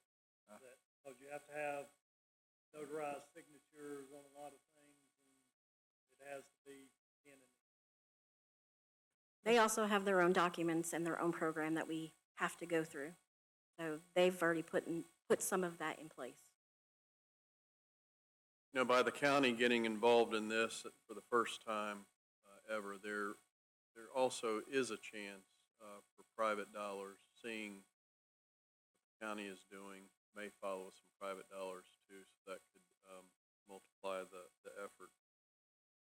You know, if I'm sitting out there, I'm asking, well then, why doesn't the county just not rezone something? Couldn't we stop it? But I would, I'd like to do an exercise and figure it out. But most of the industrial development, business development that the county's been involved in has not been on farmland. It's, if you look at Chewy, Macy's, North Point Development on Webb Road, Pro Holdings, Peeler Road, I believe that all of that was just privately owned land. I think we're the majority of farmland that we're seeing develop now, housing. Do you get that sense? So, yeah, so here's what this does. And you know, if you have land that's zoned rural agriculture, Shane, step aside, Shane. If it's zoned rural agriculture, you can put a subdivision in it, right? So folks have said, well, let's just leave it rural agricultural. Well, that means we can't put an industrial building or a business building on it. But there's nothing keeping them from putting in I'm getting some head shake, that's correct. There's nothing that keeps them from putting 1,000 houses in there. Is that right? I mean, they've got to meet standards, but they have by right the ability to put that in there. So what this does then is it takes that land out of that opportunity. So, all right, so all we're going to do today is vote to ask all the folks that are involved in this, soil and water and our ag folks, to empower the county manager and JDs to come up with the language. We've got budget coming up. The county's in a good position, better than we've ever been, and so this will be an opportunity for us to do this. So we're just going to ask, I'll make a motion that we empower the county manager and our county attorney to work with these two organizations to come up with a plan. We'll add to move her to full-time. And why to move her to full-time? Because she's the one that is doing these applications. And we will need her to have extra time because this will probably create a lot of activity. So we'll see how this goes. Okay, so I'll make that motion. Second. Got a second? All right. Question. Yes, sir. So we're going to head and do the full-time now? Do you need full-time now to prepare?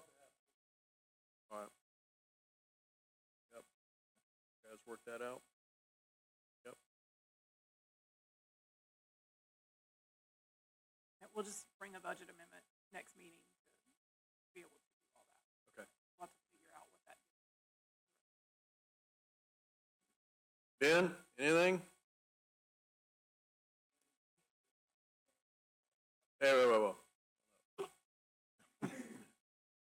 First, we tell you not to talk. Now They talked about the one that filled up a box.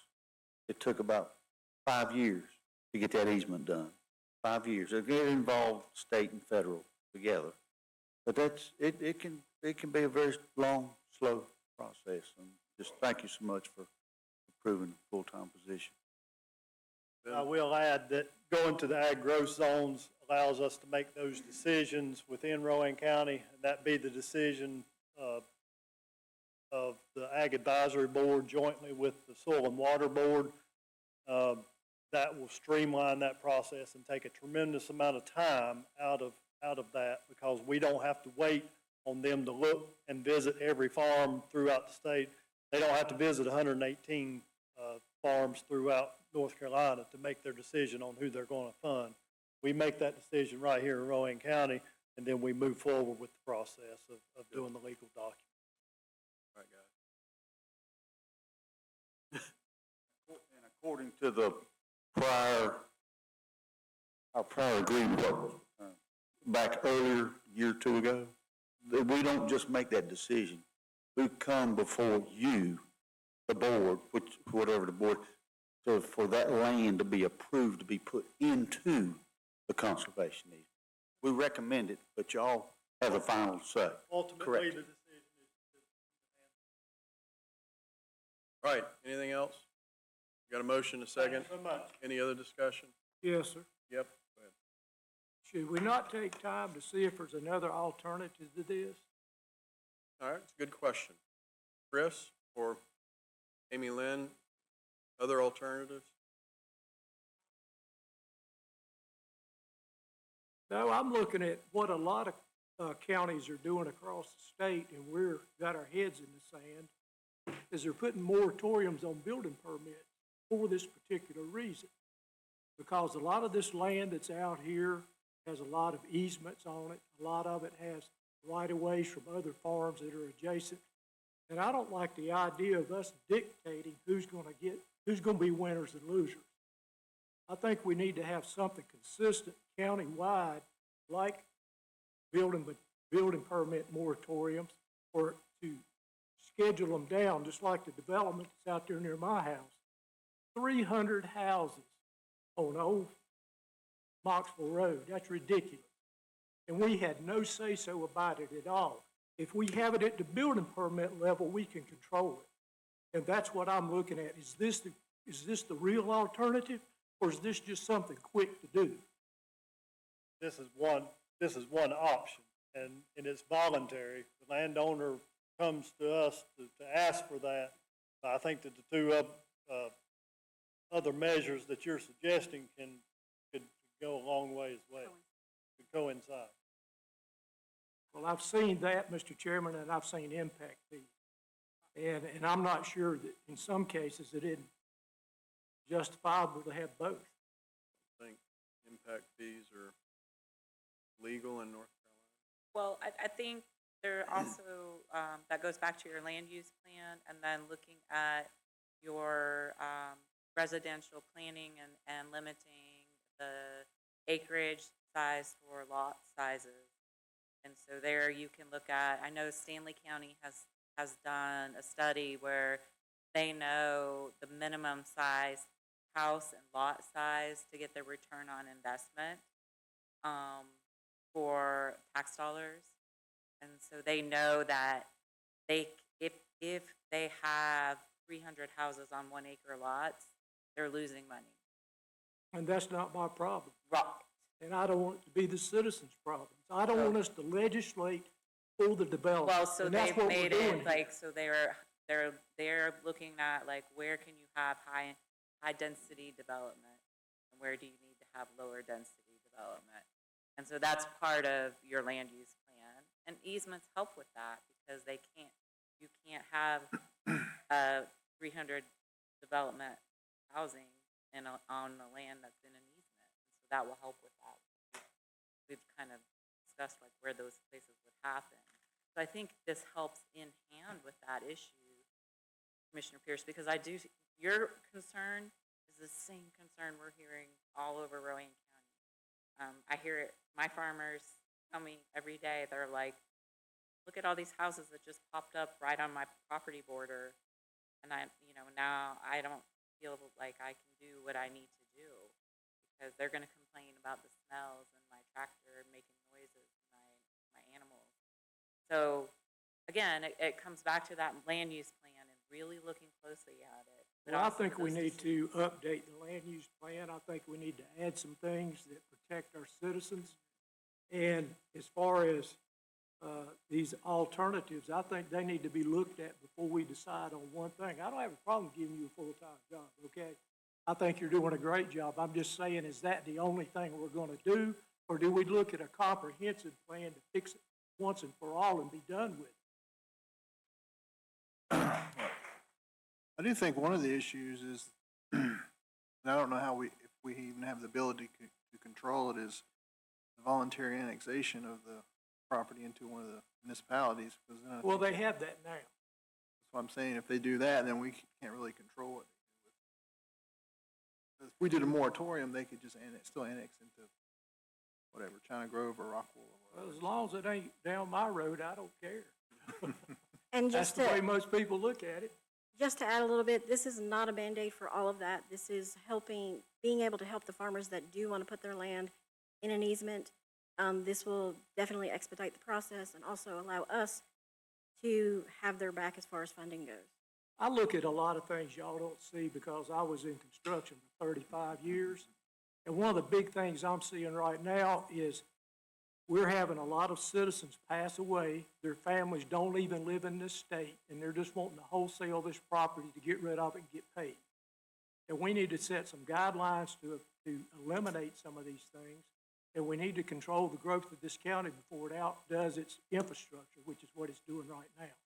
If we don't control it fairly soon, we're gonna have crime rate, we're gonna have fires that we can't handle, we're gonna have a whole bunch of things that we don't even want to talk about right now, but they're coming because I've watched it in Mecklenburg, I've watched it in Cabarrus County, I've watched it in Raleigh-Durham, I've seen it firsthand for a long, long time, and it is coming.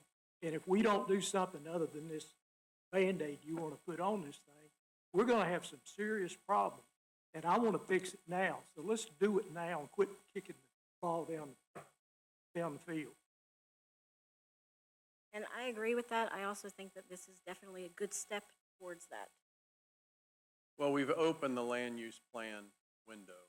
That's what we did. Now they're specifying how that goes. Shane's here. The fact is, like I said, they can put housing developments on land that's zoned rural agricultural. Now,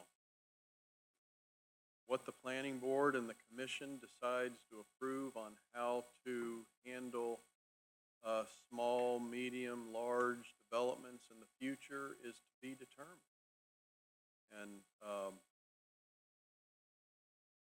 we'll have to decide that. And I'm getting a look from Shane. Oh, crud. Because that is. Where's Ed? Ed? Yeah. So, and I talked to Ed about that this morning. Okay. So those can coexist. All right, other questions? But I agree with you. Other questions? If anything, I'll be willing to table it till we get some more information about what's available to us. Because I don't think we've been given that. I thought you were saying we do both. Well, that's my point of view, is how are we curtailing what you're talking about, the way the other counties do it? So why don't we have our inspection department check the other counties and see what they're doing that's working? Well, this is a different situation in my mind because it's permanently stopping any kind of development on folks that want their land to be zoned this way. Or actually, there's no zoning, but it's on the deed, that it will not be used for anything but agriculture. And we can also do the things that you're talking about, which is restricting whatever the building and the size of lots and these types of things. Well, I agree, and I just think we ought to do it all at one time and have one consistent plan. That's what I'm asking for. I'm not disagreeing with you. I agree it needs to be done. I agree with we you need to too, do it but- all, not just part of it. But I think, we're ready to do this now. It may take several months for plan board to meet, for us to meet. You're talking about probably 6-month process or more to get some kind of moratorium on building. That We can can be do this done right now. instantly, because I've seen it too many times. When they get a development that's getting too big, it's encroaching on property lines, they do a moratorium and an assessment. I don't on think the any of lot. us are disagreeing with you, but we like this program too, because it's. I didn't say there's anything wrong with it. I'm just saying, let's take this time and let's do one thing and get it all taken care of at one time, be done. I agree with you, but I'm fine with doing this now. We can do your part. We can start on that tomorrow. Tell him. The land use plan was a 2-year process. So, all right, I'll call for the question. We've got a motion and a second. All in favor, say aye. Aye. And opposed? No. All right. Thank you, guys. If you'll get with our Thank you so much. leadership. Okay.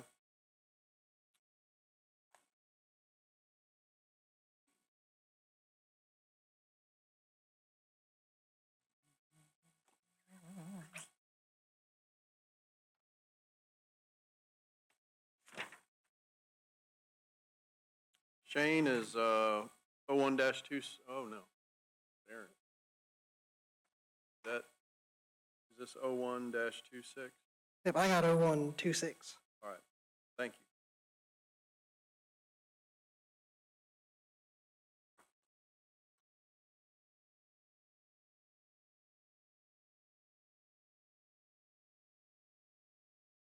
Thank you, Mr. Chairman. We got Z01-26/SNIA 0126. The request is from RA to CBI, the intensity allocations in the Cottle Creek watershed. The owner of this property is the Mooresville Motorsports Complex. The applicant is Paddock Properties. And this is at 1175 Wilkinson Road, tax parcel 239111, or as we know it, the Mooresville Drag Strip. So the property in question right now is an 82.24 acre parcel. So 13 acres of this property is being requested to be rezoned from RA to CBI, which will be this red portion here at the bottom of the track. And then a 15.85 acre portion of this property is being requested for an SNIA permit for a development to exceed the 12% built upon limit in this section of the property here that's in blue.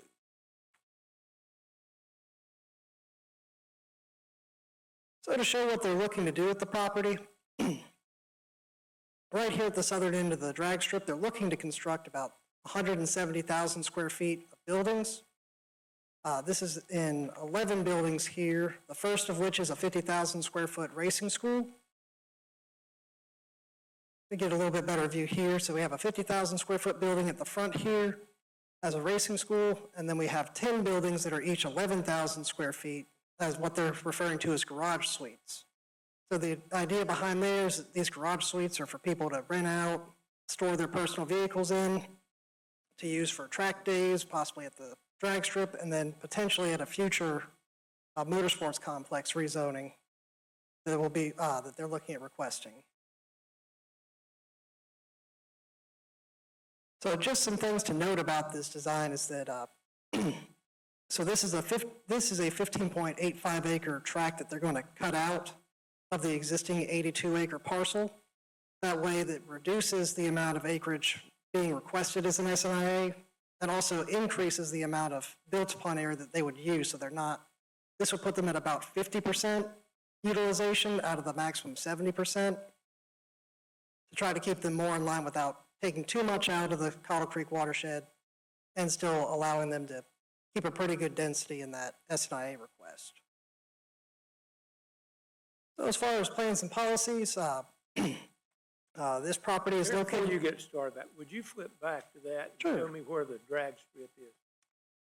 So the drag strip is on this portion of the property here, and then this is at the southern end. So we kind of look back here, you can see it a little bit better. We got the drag strip at the northern part, and then this is mostly empty fields at the end of the drag strip that they're looking to put these buildings at.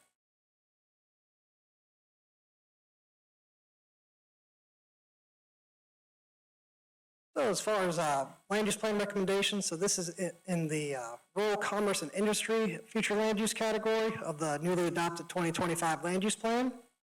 This future land use category encourages complementary infill of commercial and industrial uses. This request falls within the sub-area of the Mooresville Motorsports, which encourages businesses in the contracting, manufacturing, transportation, and service sectors. The industrial sub-area also identifies this area to promote economic development. As far as the SNIA plan recommendations, the SNIA plan generally recommends a maximum of 2 acres in the Cottle Creek watershed. Allocations within community and regional nodes within watershed 2s are encouraged and may exceed that general recommendation of 2 acres, assuming that it complies with other land use plan recommendations, and this request does fall within one of those nodes. Consistency with the zoning district, CBI allows for a wide range of commercial business and light and medium industrial activities, support both local and our regional economies. CBI districts generally appropriate in areas identified in adopted land use plan that recommends highway business, NCUS highways, and along communal, regionals, and potential development nodes. Looking at the use table, so the RA district, most of these uses here in these categories are for home occupations. If you live on the property, you can do one of these uses. And then the CBI is a pretty open district here with a lot of available uses. So just some imagery of the site here. So these are taken with the county pictometry. So this is at the southern end of the drag strip here. And so this area is mostly just empty fields at the moment. There's a lot of woods to some of the adjoining properties, and then just kind of open fields on the other adjoining properties. You can just catch the end of the business park at this end here that joins where this development's looking at going. And then still mostly just fields at the bottom here and a little bit of farm operations over here. So pulling it back out here, like I said, it's at the end of the property here at the southern end. Blue area is the SNIA request, and that's what will be parceled off onto its own property. And then the red area is going to be rezoned, or is looking to be rezoned from RA to CBI. All of that up on the right is commercial? Yes, we're going to pop it right there. So if we take a look at the vicinity, so most of this the rest of this property is already zoned CBI, along with the adjoining properties. The business park is zoned industrial, and then most of the other zoning categories are going to be either CBI, industrial, some of the parks, and one of the newer parks is a CBI park right there at the corner of 152 and Wilkinson.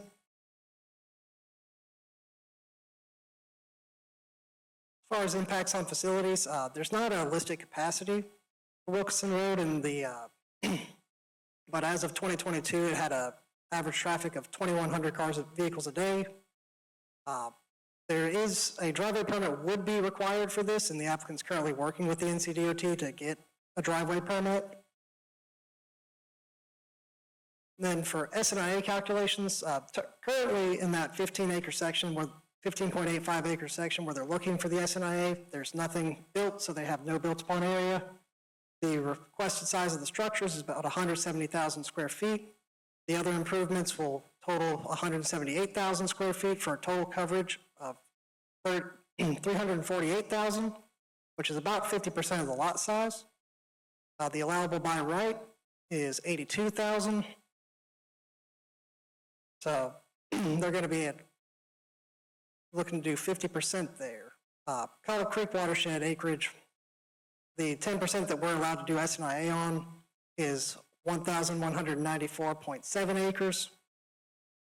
Currently, we've used 245.55 acres of that. So we're right at about 20% of, 20.5% of what we're allowed to remove from that watershed. So this went to the planning board in the February meeting. Nobody spoke in opposition or came out to speak on this project. And then the planning board adopted the following statements and approved it unanimously. And then for some staff comments, the requested use utilizes the area currently the same property as the drag strip. It doesn't increase any of the nonconformities on the drag strip, as the drag strip currently exists as a legal nonconforming use. By splitting off this property on its own 15-acre tract at the southern end of this drag strip, and by putting a road through the drag strip property, it's not going to increase any of the nonconformities of that drag strip property. This will need to be subdivided off from the rest of the property. This isn't a big issue since it's an over 10-acre parcel, so it doesn't have to meet subdivision standards for road frontage.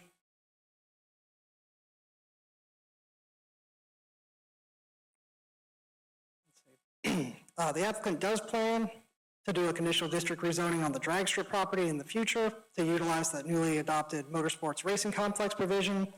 Now, these uses may be related, but this request isn't, shouldn't consider the potential use of that property in the future when looking at this request. One other thing to note is that the rezoning portion of this request is for a general CBI district. So any of the uses in the CBI district could be done on this property, but what they're proposing is what they're looking at doing out there. And then the site plan as well is conceptual in nature. So as long as they're not doing substantial change to the built-upon area requested as part of the SNIA permit, they can do things like change the building's orientations, swap out the size a little bit, and still comply with their SNIA permit. Procedurally, conduct a legislative hearing, adopt statements, and then approve, deny Z01-26 and SNI 01-26. If you have any questions, both me and the applicant are here. Who's the applicant? Got Lisa Valdez is here on their behalf. Yep. All right, questions for Aaron? All right, Aaron, don't go anywhere. All right, so now we'll conduct what's called a legislative hearing. I'll open the floor. We have a couple of folks that have signed up. One would be Leah Robinson. Leah, welcome. Yeah, yes, ma'am. You guys mind if I mess with this a little bit? I would just like to go back to show my property here. All right, this works here. Oh, sure, yeah. Does that work there? Is that better? Mm-hmm. All right, so I apologize. I have everything written on my phone here. I'm not a great public speaker. But folks, my name is Leah Robinson. I am a resident of 176 Wilk Rob Road. That is located right here. So you can sort of see where the cursor is pointing. Entrance of the drag strip is located here. This is also part of my property. This is all part of my family's property here. So as one of the closest residential property owners of the proposed rezoning, this is something that my partner and I have a very real vested interest in. We recently purchased this home and property less than a year ago. We came from the Kannapolis area in an attempt to get away from the exponential development that's occurring already in that area. This was a decision made in an attempt to also not just get away from that development, but to also alleviate some financial stressors of my ailing grandmother, who, with my grandfather, purchased a number of these acres, as you can see right up here, in the 1940s, previous to the creation of the Mooresville Drag Strip property here. They created this place as a homestead for their families. So having grown up on this property, I was very well aware of the area. However, over the last few years, traffic in this area has exploded, not just with the increased business developments of the race shops, as you can see here. All of these have created an exponential amount of traffic on Wilkinson Road. That plus the events that are weekly, bi-weekly, or, there's, I don't know, about 3-4 different events at the drag strip weekly, has made it almost impossible for my family and I to even access our driveway at times. So This traffic has only further increased with the residential development that's come our way on Patterson Farm Road, located a little bit further down the road, and by also incorporating even more business development, we're just introducing even more traffic. That doesn't include the fact that, you know, we were told that this was 11 buildings, 25 jobs. 25 jobs, that's great, but now we're talking about a school. So a motorsports school that's going to have however many students going into that building, out of that building on a daily basis here. So by furthering to decrease our agricultural lands here in favor of businesses, I mean, we're just rezoning this for, you know, CBI. We're just continuing to show the residents of these areas that us and our homes don't matter. Homes that we've made and kept for decades. For example, the business park that we showed, you know, just right down, let's see, where is it in here? A little further. Yep, so right here. So in the time that my family has owned this property, this part has been rezoned, this part has been rezoned, this part's been rezoned, and now at the end of Wilkinson Road, we also have a business park that's being developed right there as well. This is right on top of the generational Jackson farm. So similar to how we aim to keep integrity of our historical areas and buildings, such as the one we're currently in, I also urge you to consider aiming to keep the integrity of our agricultural lands, especially seeing as how putting your property in an easement doesn't seem all that easy for people like me. This is the majority of Rowan County.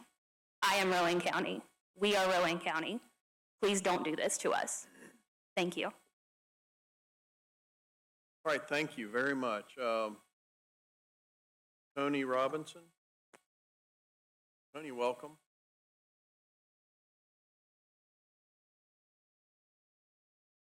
That was my youngest daughter. Wow, very impressive. Did a good job. She bought my in-laws' house. We live at 356 Wilk Rob Road, which is a shared driveway. I didn't get a notice about this because I don't live within 100 feet of the drag strip. I do have to endure the noise that it caused. I knew about the noise when I built there. In the county commissioners' meetings about the noise. Invited the commissioners to come to my front yard on a Saturday night to have a meeting so they could experience that. Nobody showed up. I don't even know how the noise ordinance can be enforced. Can you call somebody? I don't know. We've already got a racing school in Mooresville. We don't need another. We don't need any more traffic on that road. If you go to the road and you look, you can see skid marks where people are racing up and down the road. We've had instances where motorcycles have closed off the road to have motorcycle races on Wilkinson Road. By the time you call the police, too late. They're not going to do anything.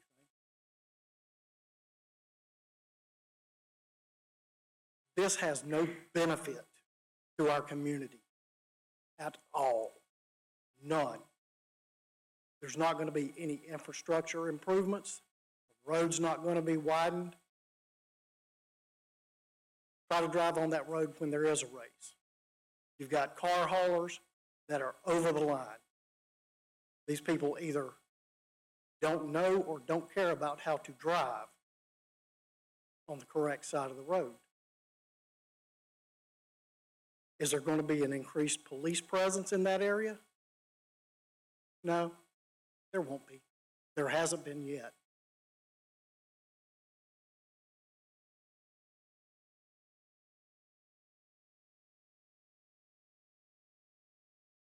You're going to be eating hazardous materials there? I don't know. Could be, maybe. I don't know. This site, it's hard enough for us to get in and out of our driveway now. And you're going to increase the number of cars.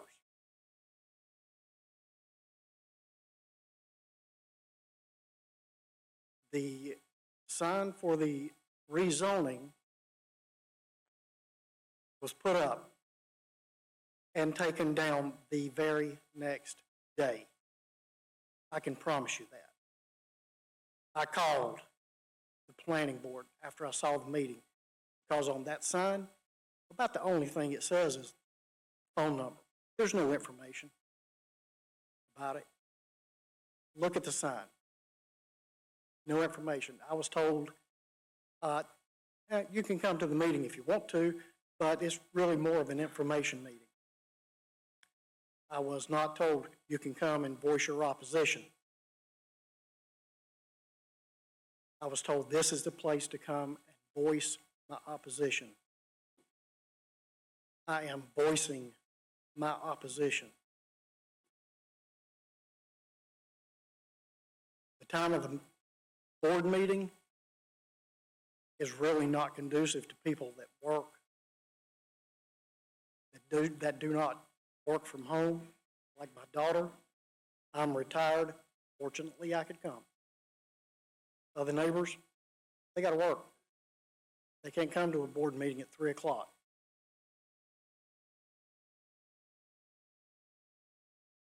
I think this is a detriment to the community.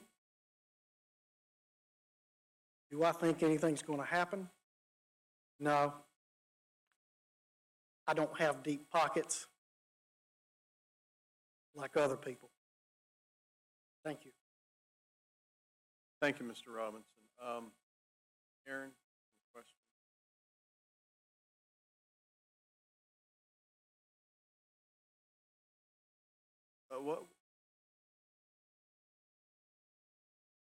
Is that Wilk Rob Road? Is that what it was? Wilk Rob Road?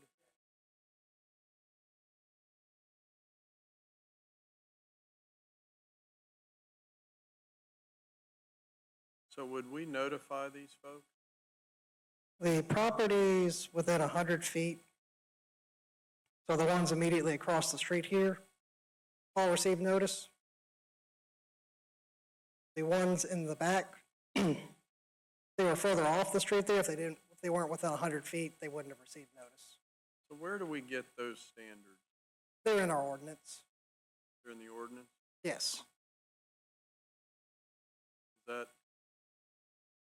How is that created? Is that county ordinance? Does it follow state statute?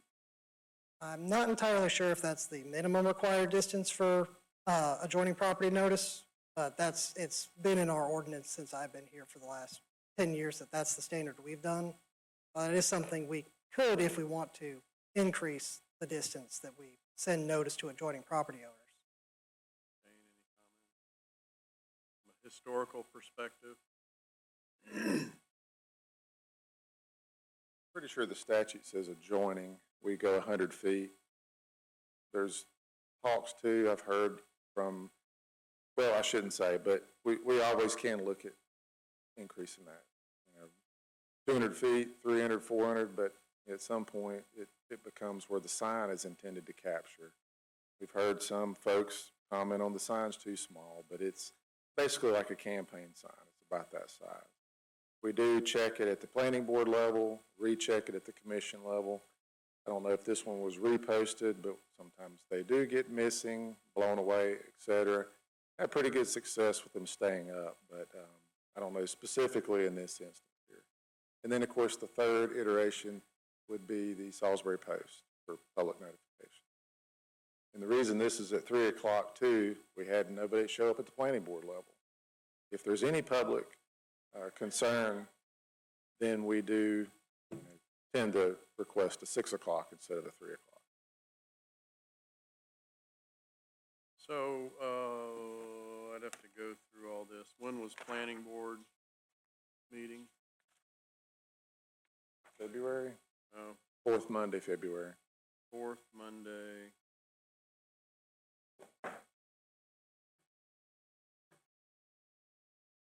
Those are held at night, aren't they? 7 o'clock.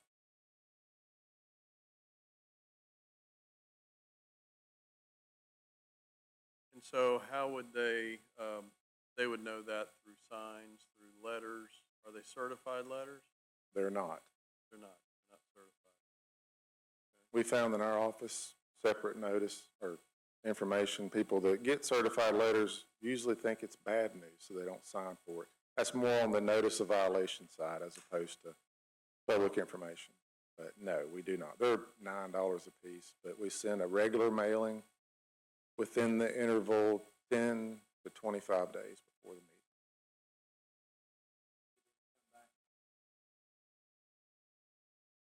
Funny thing, I had one gentleman said his was just delivered and it took 12 days.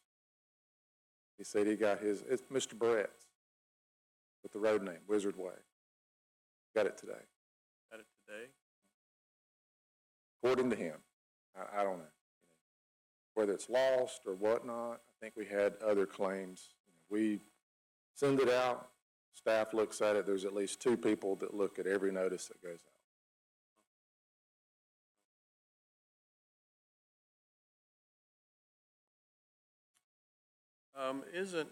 I had heard at some point, because I think we've had a couple of hearings on this, that with the prior owner, wasn't this like the oldest strip in North Carolina or something? Not 100% certain, but I believe it's from the 50s. Oh. Yeah, from the 50s or 60s. I think so.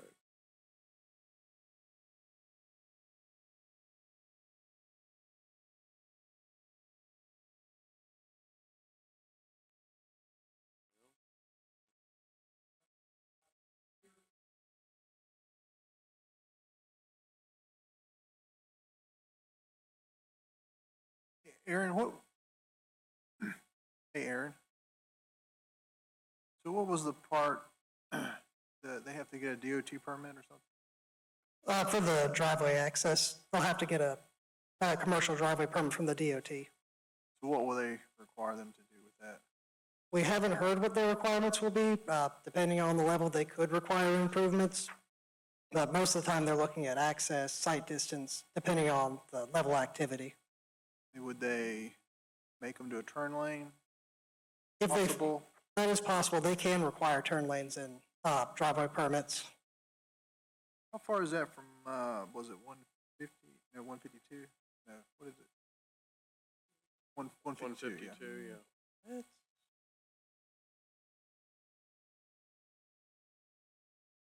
yeah. Uh,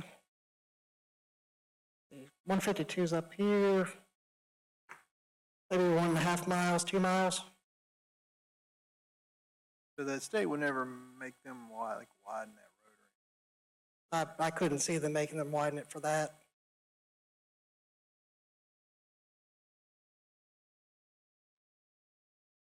They, I mean, how would they even do that? Would the citizens request that through the, like, do a petition and send it to the DOT to ask that for that widened? Widen Wilkinson Road? Yeah. Not entirely sure the process. I think that'd be something to go through our Rowan County MPO to get that as a higher leveled request for improvement. Oh, the MPO. When do they meet, Greg? Wednesday night. They have public comment? They're open. So they could go and ask to have the road widened, put it on the MPO's wish list, I guess? Yeah, the MPO could have that as one of the projects and raise it as something of importance to the county. Okay, thank you.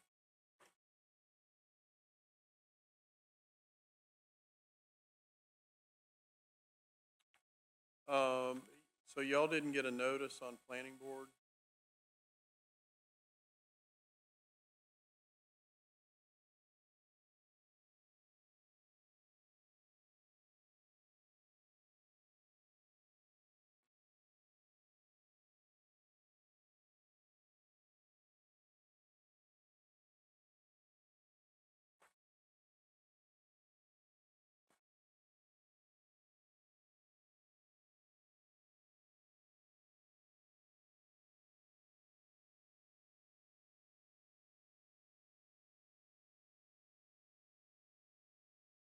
Would you, We gotta do it on record. Would you come to the mic, of course? That'd be great. Thank you. The only notice I've received about this is right here in my hands from March 27th, 2026, for this being on Easter Sunday, April 6th at 3 p.m. This is the only notice I've gotten about this. Everybody else within my family's sort of place right here, I'm the only one that received anything.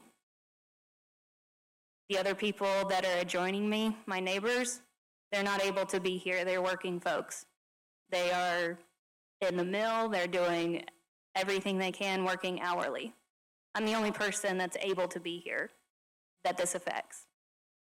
That says a lot about the people in this area. It says a lot about the people that are able to voice their opinions. They're not. I'm here. I'm able to work from home, take a few hours off. But the majority of folks aren't. Please consider us. All right, commissioners? I have one more question. I don't know if it's, maybe Shane might, or either one of you. So, do y'all handwrite?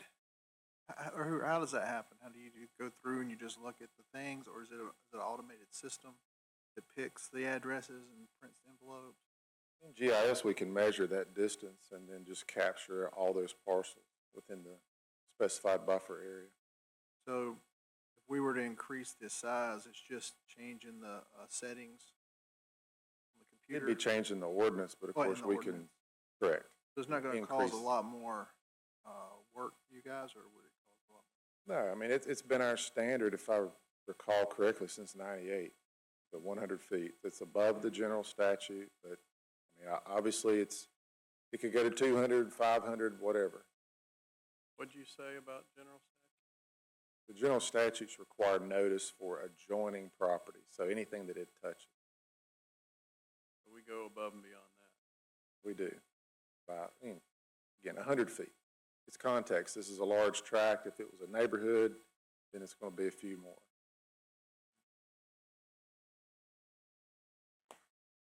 I mean, not right or wrong, we seem to get a lot of this. I didn't know. Didn't know. Only comment too, board can table it. You know, if there's more people that want to come, I mean, you know, there's that. Come up here in the evening and speak to us. I wonder if we can, because we do send everybody, you know, once a year, their tax bill, they could put something in there about the online, thing that Randy talked about, where they can go and sign up for stuff so everybody can get everything the county does. I mean, if they're interested in zoning. All right,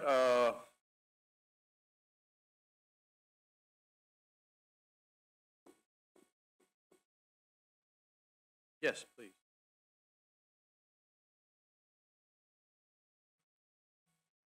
Sorry, I'd forgotten. That's okay, thank you. My name is Lisa Valdez, I'm an attorney at Pope McMillan in Statesville on behalf of Paddock Properties. I don't want to rehash everything that Mr. Poplin did as far as the presentation is concerned. He was very thorough. But I do want to refocus the attention here in that the area of the rezoning is several hundred feet from the residents that have spoken. And I understand their concerns about the drag strip, but this rezoning, the drag strip is not at issue. That's on property that's already zoned CBI. And we're talking about an extension of that existing zoning district south of the drag strip. So while I understand they are adjacent to the larger parcel or within 100 feet of it, the actual area being rezoned is several hundred feet away and is that extension of the CBI. There's already industrial business uses in that area. It's in compliance with your land use plan. The school that we're talking about is approximately 50,000 square feet of the 170,000 square feet that Mr. Poplin mentioned. The rest is the garages.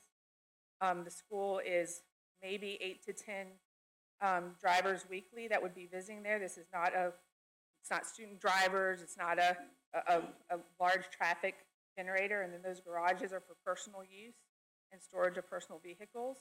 So while we do have to go through a process within CDOT this is not a high-traffic use. And so I just wanted to make sure that the area that we're talking about is clear versus the existing use that's already there and permitted and grandfathered in. But I'm happy to answer any questions that you all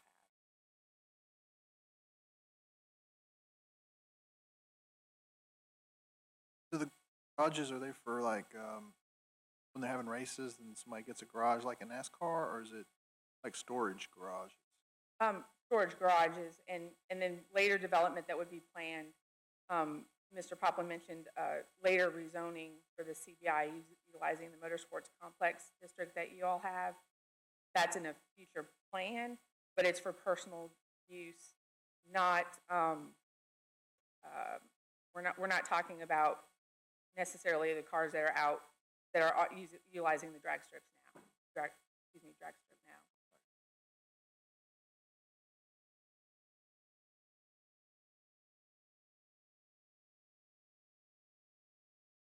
We don't have any traffic count, you said, Aaron. We don't have well, I don't know what the term is. Typically, We had the traffic count, but we didn't have a road capacity listed on our. they've not listed that. Yeah, the traffic count was only at 2,100. Yeah, 2,100. That was in 2022. And there's a lot of industrial around that already. Go back to that page.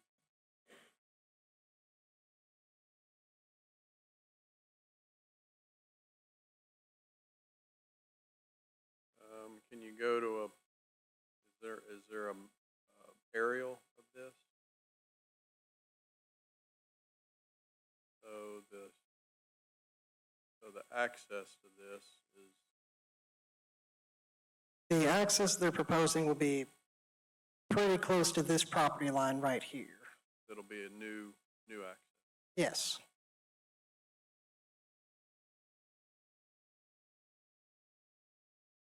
All right, what do y'all want to do?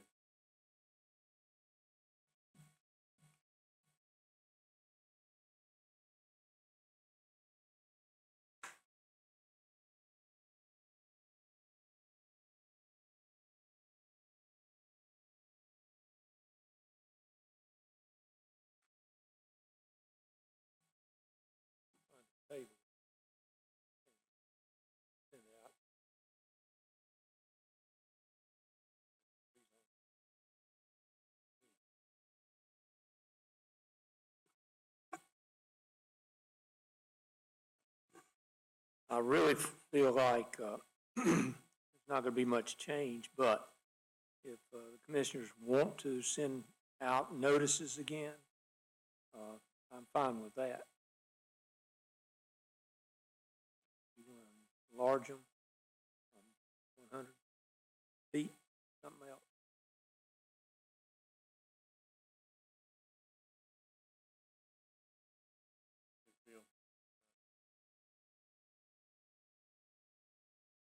I think we do need to table it. I think we need to send registered letters to everybody involved in that area, not rely on a sign 100 feet sitting in a yard or a weed. That way they can come to the meeting that we have at 6 o'clock later this month. If they don't show up, then that answers the question. They don't care. If they do show up, then we've got the decision. So what, do we send registered letters now? No. No, you don't. So I think we're talking about changing the whole process then.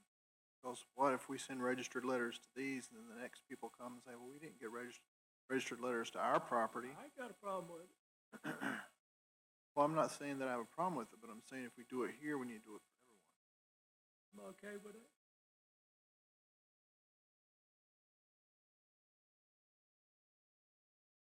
Well, like I said before, we're getting, seems like now every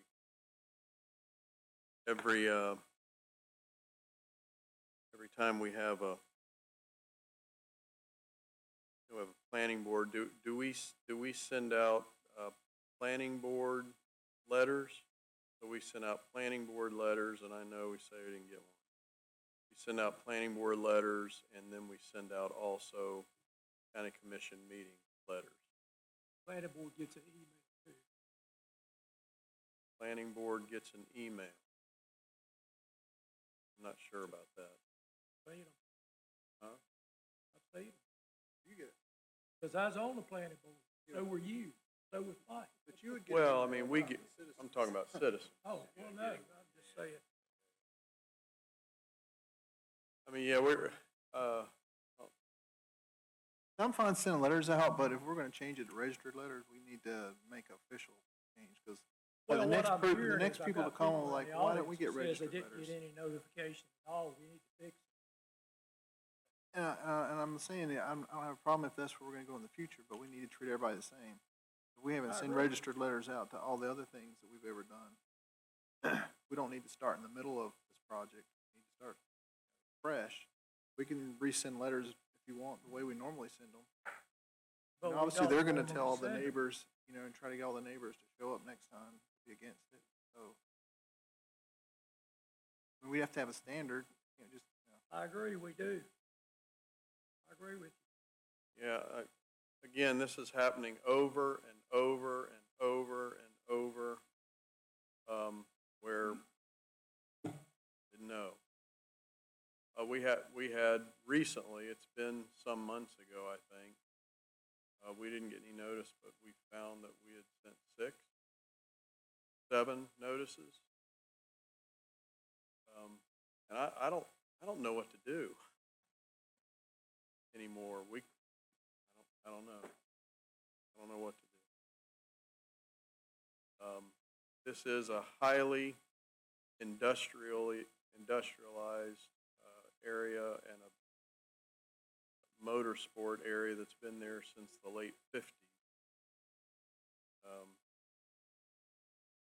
So I'm fine with whatever the group wants to do, but we got to get a handle on this. I didn't know somehow, and I'm not sure what to do if it's door to door.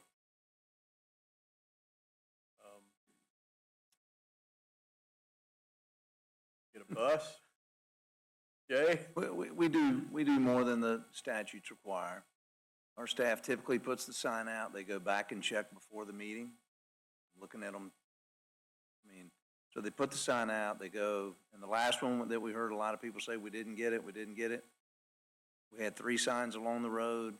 They were out from before the planning board meeting, and they stayed out through the county commission. They updated for the county commission information. So in that particular case, we had a lot of people that came in and said, we don't know, we didn't hear. But we had 3 signs along the road that were there for 20 or more days, and letters sent to more than the statute requires. I mean, if you want us to go knock door to door, but, I get it that people might not get a notice for a hearing. If there's a problem with not getting notice that doesn't meet our ordinance or the statutory requirements, that's a different question. But, we'll be glad to resend notices consistent with the ordinance and send it again. And I'm assuming that because everybody that's here that wants to be here tonight, they're going to go find people for 2 weeks for a 6 o'clock meeting. I don't think notice is going to be an issue for 2 weeks.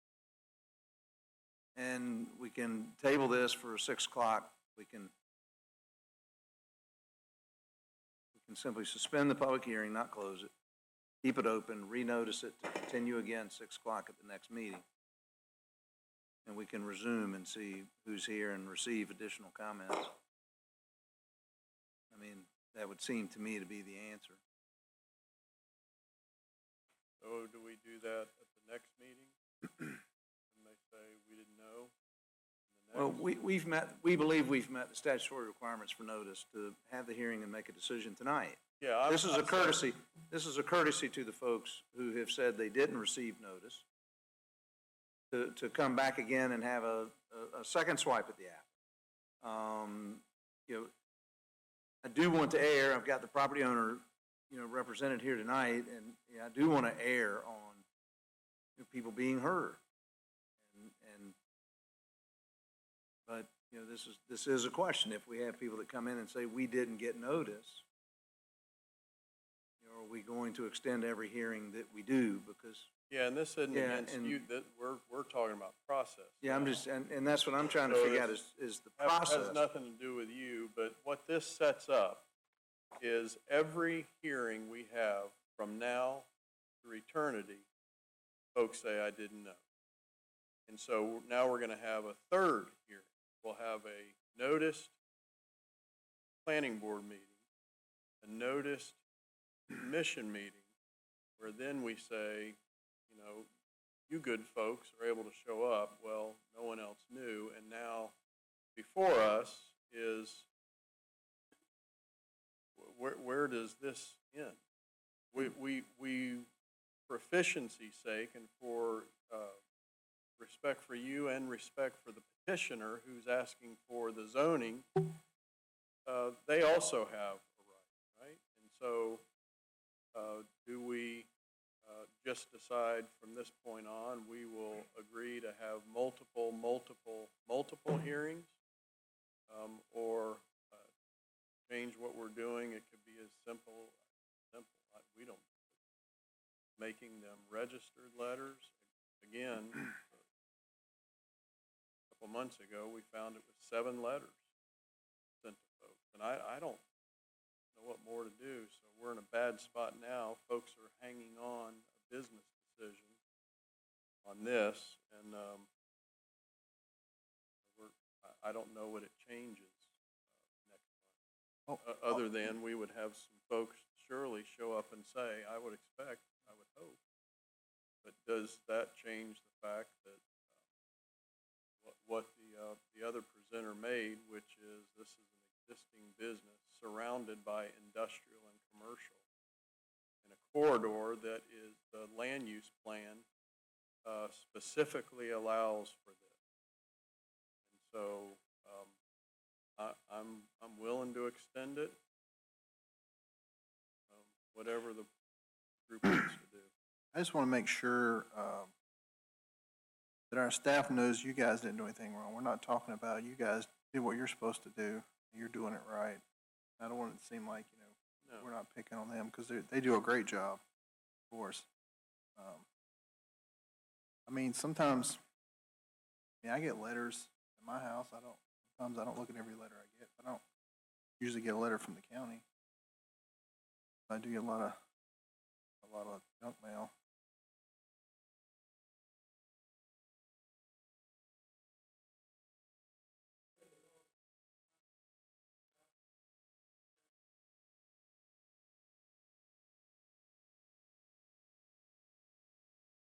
So y'all put it out 20 days in advance?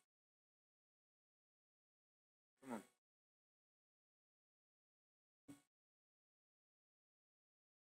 Gone after we leave, we might not know it. We do go back and check one more time. So There's a statutory process where there's a limited window where it needs to be published. If it's published too long, then people kind of might forget about that initial meeting, but we do now keep it up for the duration of planning board and commissioners. And at the commission meeting, we go back and verify it's still up. But no, we would not know if it was removed the day after we left. So then what we. But we would go back and check. Yes, until that point, yes. So it was there, obviously, when you dropped it off, There's a picture to prove it. and then it's there when you went by to check. It's rechecked by staff during that same 10 to 25 days before the commission meeting. So if it's not there, it was removed twice, or blown over, or some other. So someone is playing they're picking it up after you leave, and then they know when you're coming back, so they put it back up. I don't know. Well, I'm Hypothetically. we're trying to think right, through, sure. was it there for a day, or was it there for the duration? Wasn't seen or what, I don't know. Do you reuse the frames? We do. We So try we- to cut costs. We could probably put an air tag on it. You wouldn't even have to drive back out there. Do that. All right. Did anybody report that it had been taken down? No, not that I'm aware of.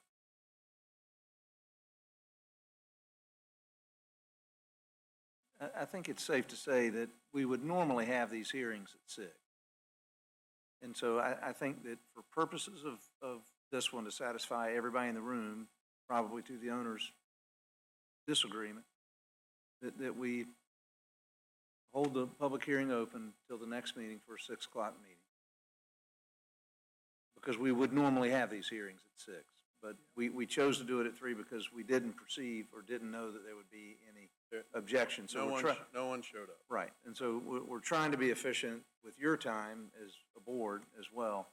And so I think out of fairness to everyone, that we could hold this public hearing open, resume it at the 6 o'clock meeting, and finish it at the 20th meeting.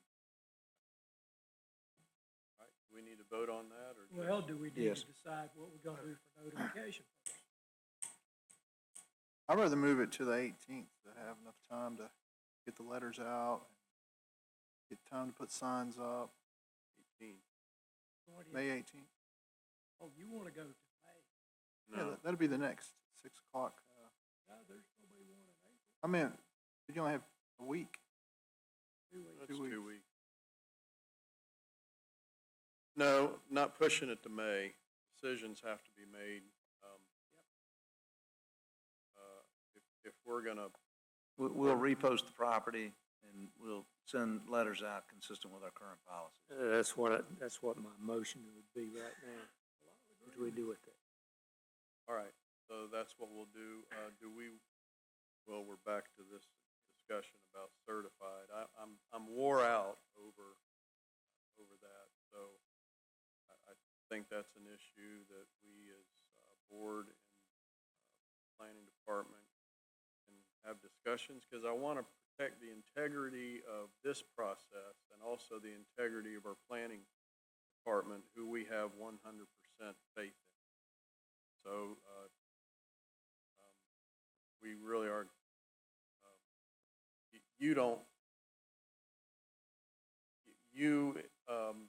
by itself is not wearing us out. It's this constant we didn't know that is just, it's wearing the whole process out. And so something's, maybe this phone system that you can sign up for, if you've been here long enough to hear that, would be part of it, but So the motion would be to recess the public hearing and resume the public hearing at the April 26th o'clock meeting. that's your motion. Craig, second. All in favor, say aye. Aye. All right. All right, let's see. Board appointment. Jeremy Evans, We got Betsy. go. Are you the one that called in for pizza? Good to see you again. Thanks for being here. I'm sorry.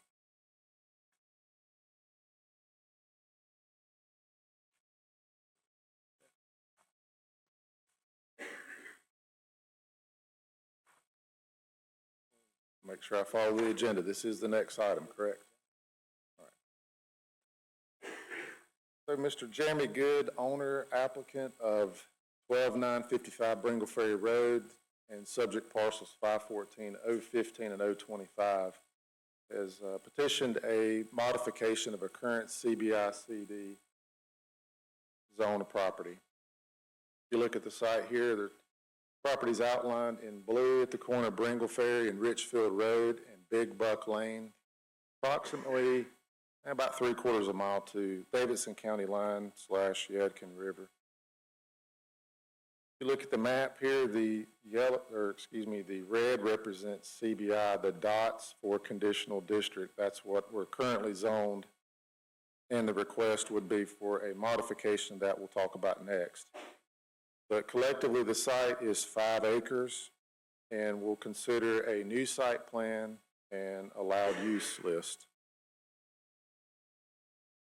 All right, so bear with me. A little bit of background.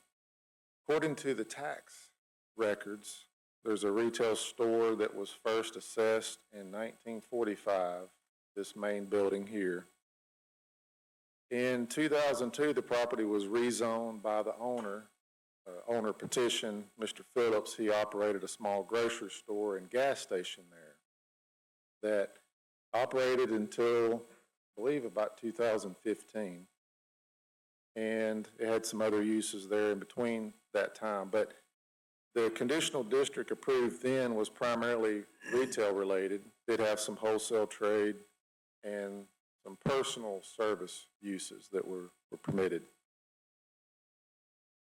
So let me go back. That was 2015. That's it, at best we can tell the last time anything operated on site. Mr. Good purchased the land about 2 years ago and was issued a zoning permit for automobile sales. That was one of the allowed uses. There's a few other things he has interest in that were not allowed, and that's why there's a request before the board this afternoon. And it would be to consider this site plan here, which I'll walk you through a few things. This is the main facility here that was built in the 45. So this would be general retail sales permitted, nothing new. Pretty much all retail sales, less a bar, was allowed back then and would be in this petition here. This small existing building here to the left would be the structure used for the auto sales that was permitted 2 years ago. For what? Auto sales. Auto sales. So a dealership there for used cars. Some additional uses that would be added to the district right here would be a 1,500 square foot new building for auto towing with storage. So this whole site could be used for bringing in those towed in vehicles and dropped, similar to Majolica Road. Y'all are familiar with the request here about a year ago. The location could also be used for a small food truck. Wouldn't allow a brick and mortar, I don't believe, but a food truck has been mentioned. So there could be parking here for the food truck, for customers to view the cars that also might be displayed here. One thing that's slightly different from the planning board meeting to this meeting is this area here has been requested for RV storage, boat storage, trailer storage.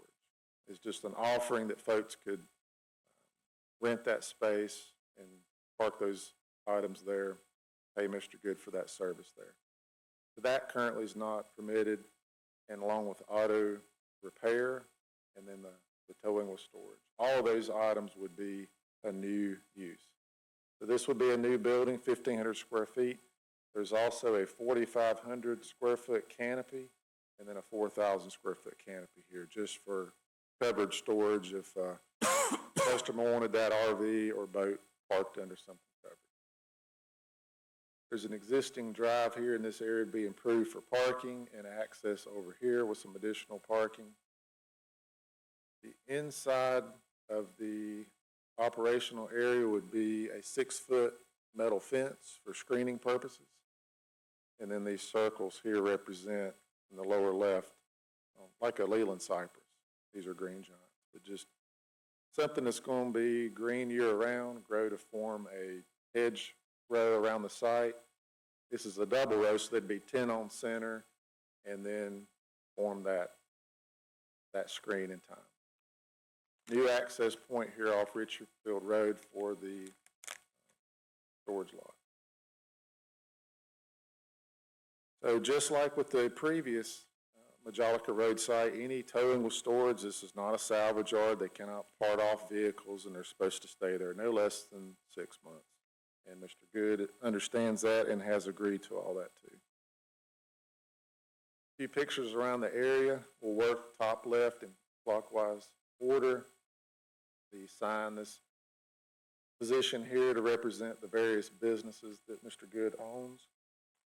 Over here, this is not a gas station, strike that. This is the sales facility.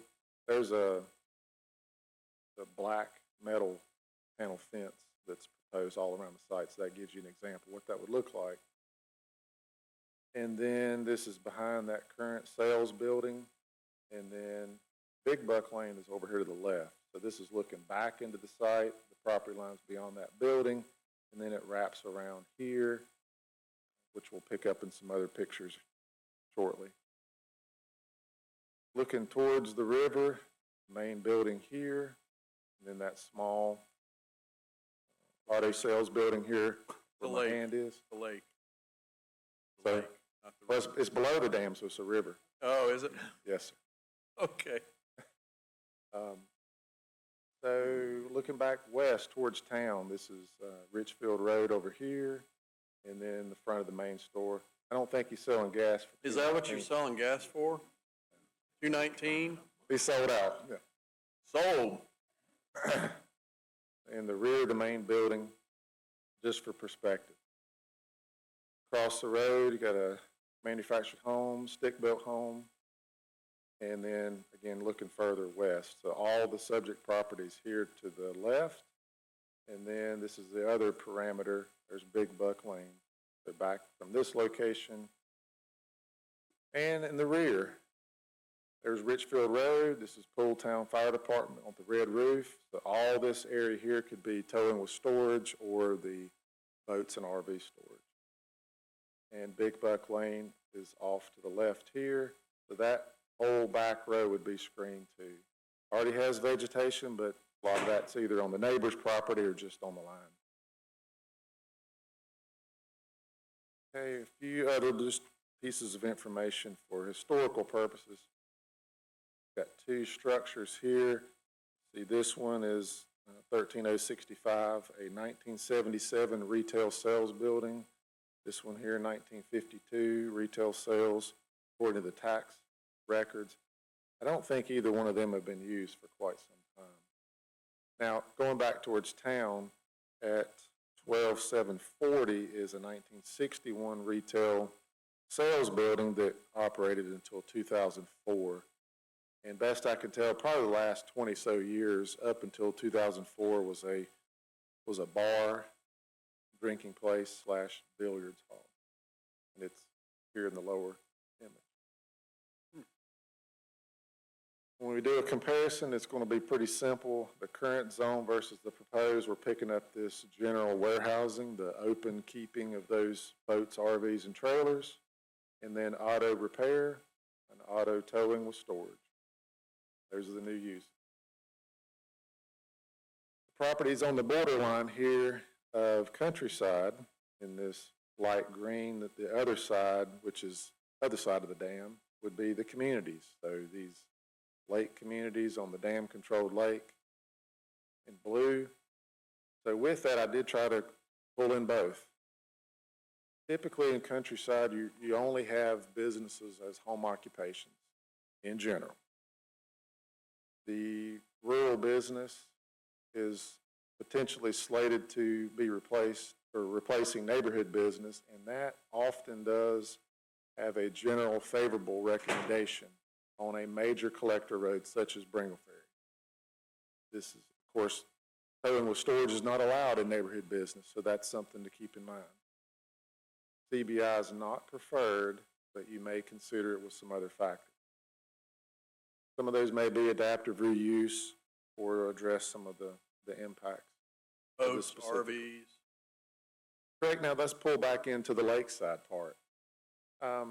At the planning board level, one of the board members mentioned that automobile repair could loosely be associated with the community service, flat tire, vehicle inspection. And it may be very loose, but still the board might want to consider that. However, when you live in Emerald Bay, Panther Point, and some of these small, relatively small lot neighborhoods, maybe you do want to store your boat here. Also considering 3/4 of a mile away is the put in there on the Davidson County side for boat launch. So that might be an ideal location even if you don't live in one of those communities. So that's on the lakeside part, anything that would support that community, the board may want to consider that. Here's our typical letter that goes out. Identifies the property here just to kind of give you a representation. There's our sign that was posted. In my staff report, I put the wrong sign, but this is actually the one that was posted. Salisbury Post ad, folks that received letters, dates at the bottom. Planning board recommended unanimous 7-0 to approve. They did recommend this statement for the board's consideration here. So after your hearing, the board will need to vote to approve with conditions, deny or table. Here's a few conditions you may want to consider. I did fail to share that with Mr. Good, but I don't think any of these are surprising. Number one goes without saying, we've got to be consistent with the towing with storage standards, which is the vehicle can't be there for more than 6 months, and meeting those other requirements. Number two, fencing and screening must be installed prior to any of the towing with storage operations. Get the screen up, the physical fence, the planted vegetation. We're here in April, so they need to get that put in soon so they survive. Have that installed prior to moving any cars out there. Three, and this is further clarification from the board, you can't have a salvage yard, but I think it's just further illustration that there's no dismantling of a vehicle for the purposes of A, B, and C. Selling the part, making another one whole, or any kind of dismantling of that vehicle prior to its exit from the site. And then also, vehicles cannot be crushed prior to removal. You tow it in, you tow it out. You don't crush it and stack it, put it on a flatbed and haul it off. It's towed in, towed out. Any questions of those?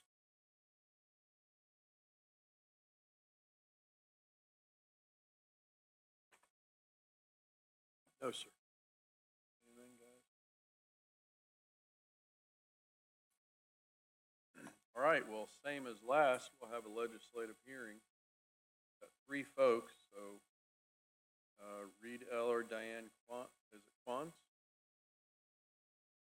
Quants? Okay, and Michelle Hamill. So, Reed Eller, would Reed Eller like to speak? Mr. Eller, did you get a letter, Mr. Eller? I did. Did you get a letter for the planning board meeting? For what? For the planning board meeting? No, But one for this one? just for this. Well, that's the best news I've had all day. You got a letter. Are one of y'all speaking? I didn't understand you. Oh, that's okay. So y'all got a letter too? Well, that's good. We're on a roll, guys. All right, Mr. Eller, we're glad you're here. Go ahead. Well, in the process of proving this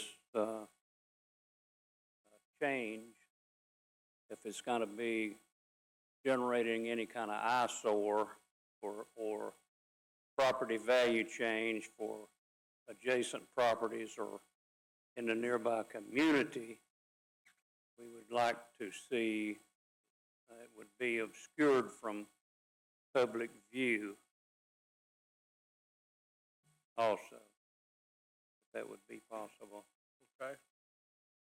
Yeah, That's all I have. Well, thank you. Thank you.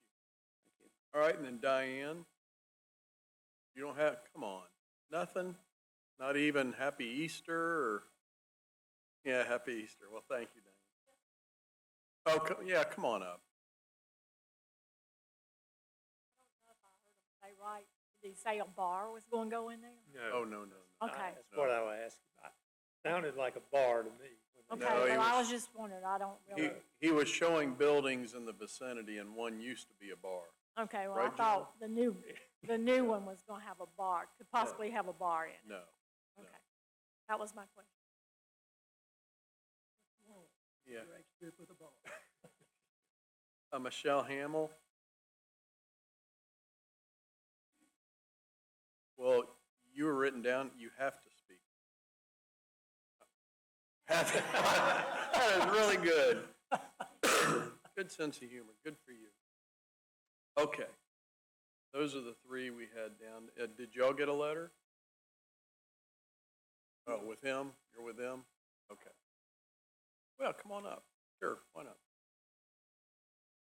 Yeah, your name? Jeff Bauer. Jeff Howard. Jeff, thanks. I just have a question about the elevation of the covered areas that are to be at. How high are they going? Elevation, come on.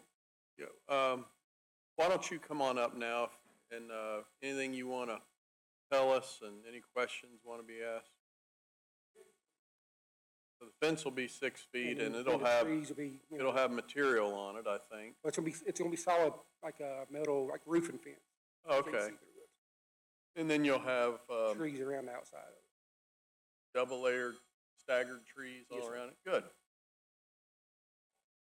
Oh, just high enough for the boat, the motorhome to fit in. Maybe 10, 12 feet probably at the most. Yeah, and that's still pending. We don't know if it's all. Yeah, that's still pending. We don't know if it's actually gonna happen for the RVs yet. That's just if people request it. Anything else you want to share? I mean, we're just trying to do a couple different companies because it's not a busy area to have one company to make a profit at it. We're just trying to do a few different things to, I mean, it's been abandoned for 15 years now. I mean, it's pretty rough little place right now. We're just trying to clean it up. So you're going to clean it up, fix it up, make them proud? Yeah. You promise? So this is the trees you're gonna put around it, right? Yeah, the only question I have is, like, if we have, he said, if I tow a vehicle in, it becomes mine, and I get another vehicle, and say I want to sell that vehicle, and it needs a headlight. If I have a headlight, I'm not allowed to use my own headlight off of another vehicle. I have to buy it offline, or that's what he was trying to. I mean, to me, that don't make sense. I mean, I don't want to have a junkyard, but I mean, at the same time, it's, you know, if you got two of the same thing, why buy one? Yeah, please just don't Yeah. do what we don't. Yeah, I mean, I don't want C&D salvage, nothing like that. I mean, I understand that completely. Anything else? I'm good, if y'all's good. I think, from the awnings, I know I've seen several of the storage lots and they don't even have awnings for the. No, that's mostly just for like if a boat or a motorhome, if they want it. That's what Oh, if they want it, okay, Yeah. they have requested. You know, sometimes the reefs leak or something like that.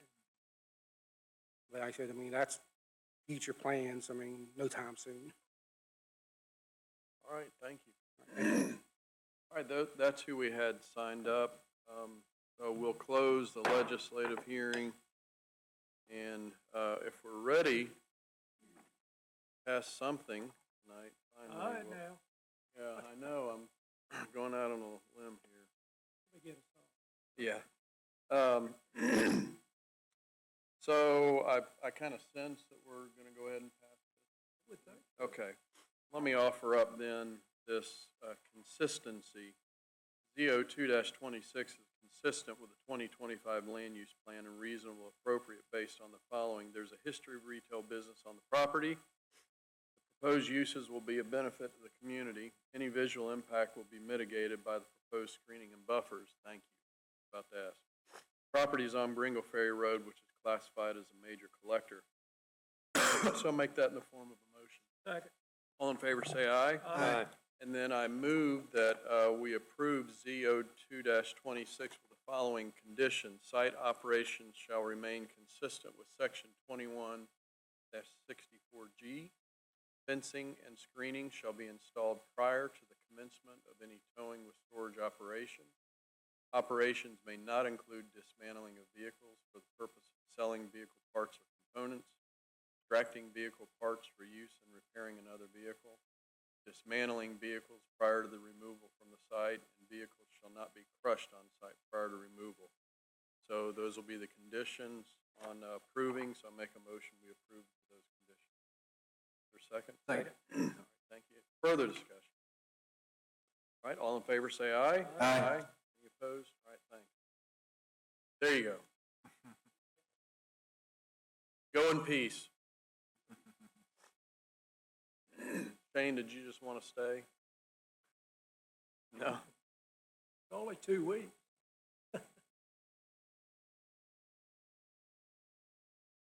William, or as we affectionately refer to you as Craig.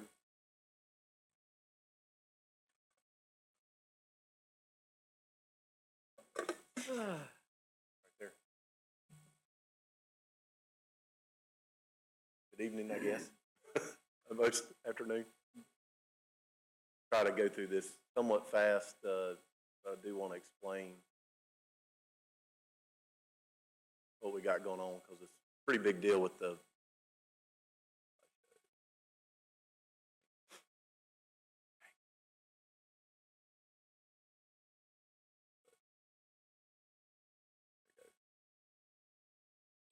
the landfill, we are required to use dirt for different uses, for daily cap, for our cap, daily cover. We had our engineers calculate total need for soil for the rest of the landfill life, and you can see it's over 5 million cubic yards. There's kind of some of the calculations that we have. Along with the airspace remaining, a lot of it's the cap, which is the final closure when we finish with the landfill. That's to prevent rainwater from trying to enter in and contaminating groundwater. But we also have an operational need, and that's the daily cover. That's prevent vectors, prevent flies, birds getting into the trash. So we've got to cover it every day. We do try to use alternative cover, but at certain points we just have no other options, but we have to use dirt. Currently we've been using kind of like the next cell has been our bar area. So we moved down each cell. We've used the next one to take dirt from, because we're basically digging it out to create space for the new phase. We have some problems with our current bar areas, which is the future ones. We have dirt, rock right underneath the surface level. A couple of them are a few feet deep. This rock is preventing us from able to excavate and use that for our daily cover. Off-site availability, so we just talking about this, and Mark Marietta, the rock quarry, is wanting to expand. They have available dirt that they would tell us they could just give us. We just got to come get it. And so that's what we looked at for an RFP, to try to hire some folks to go get this dirt, bring it to our site. And we had a lot of interest, several proposals that we reviewed, and Zoldas Construction, which they're out of New York, but they have an office in Charlotte, so they're somewhat local from that perspective.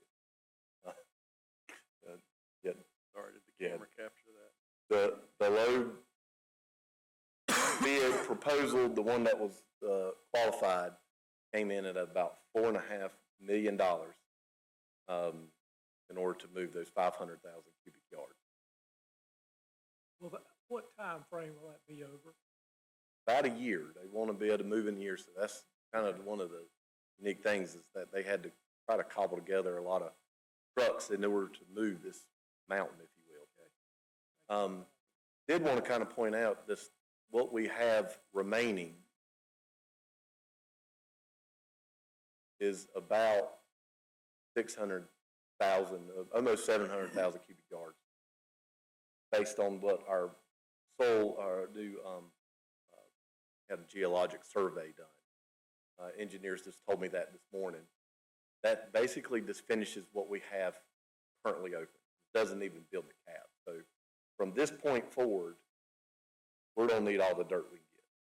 If anybody's got large economic development projects that have dirt, we would like it. Can you explain how this is going to affect your fee recommendations for this budget and future coming budget? Yeah, we have.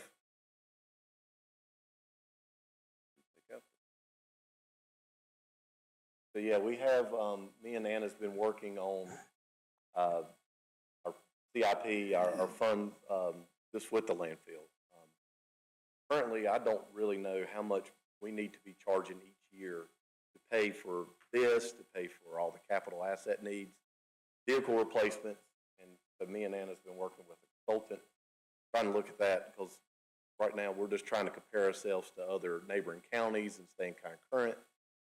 We've been good with our fund, but there are significant challenges moving forward. If we're going to build, obviously, from this point forward, we're going to have to buy dirt. And we're going to, this was, I think we need about 10 times this over the rest of the life of the landfill. Which is what, 20 years?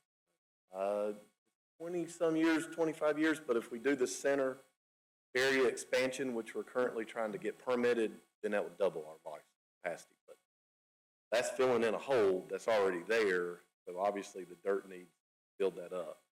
We expanded the center area, we also need to move our maintenance shop. We need to probably rebuild the scale house area just to get more traffic flow into the site. It's scale house is in the hole also, so in order to build it, you have to raise that elevation in order just to make the drainage around it. That's an expansion that I think is worthwhile, protects this asset for a number of years that would be beneficial for future growth. I mean, it's just regular dirt. Just dirt that they need to get rid of in order, they want to get the rock. We want to, we should give them the rock back. And so, Craig, you didn't answer the question about how much the fees are going to go up, because you don't know, but they are going to go up. They are. We're going to have challenges. We were already probably looking at an increase in the fees. This is just making it worse. Can you share what we just found this out in like the fall? When we started digging, that's when we started hitting the rock, and we hired a consultant for the geologic survey in November, and they're just now getting us that report back. And they dug a lot of pits to see just how extensive this rock was that we were hitting. Can you share with the board how much more Mecklenburg County is than I don't remember what you. I think they were like $100 a ton. We're at 41. Most counties, I think, are around 50. That's a pretty big jump. Well, there's a lot of moving parts here, because we had asked about, could we limit this to Rowan County? Right. Businesses and residents. Now it sounds like you need the revenue. You either get revenue by collecting more tons or raising rates. Raising rates a ton on our own people. On our own people, that's right. Now, welcome to Rowan County. Everything at the landfill is about doubled in the last 5 or 6 years. The cost of a compactor, the big machines that compact the trash and have the big deep foot rollers, they've doubled. And we got 3 of those. They're about 1.5 million a piece right now. And similar to a water fund, this is the enterprise fund, and we're not supposed to use tax dollars to pay for it. So I mean, the fees will have to be raised to cover the cost of. We haven't proposed that fee yet. Me and Anna's still working on that. We don't want to. I want to be able to show you math based on what the fees need to be, not just on some. Do you have a time frame when that'll be ready? What's that? You have a The time fees? frame in which y'all will have this ready? It's got to be done before we pass the budget. So yeah, we're working on Budget it. in the night. Well, not tonight, but we're going to make plans to get together this week and look at that model, including, this number that we have now and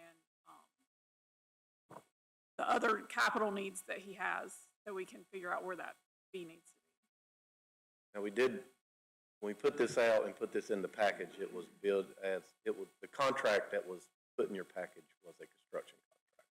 This is going to be a service contract. So what we want to do is this issue like a contract, kind of award a master contract for the whole amount, but then have issue it per year. So we would just use some available budget I have in this year's budget to pay for through the rest of June, and then go into next year, fund the rest of it. If we discontinued letting other counties use our landfill, how long would it extend it at this point? I don't have that number yet. You got an idea? No, I don't. Will you get that for me? We're working on it. I want to know, yeah. Appreciate it. Just Yeah. want to know. The big one's just really Davie County. Other counties are pretty insignificant.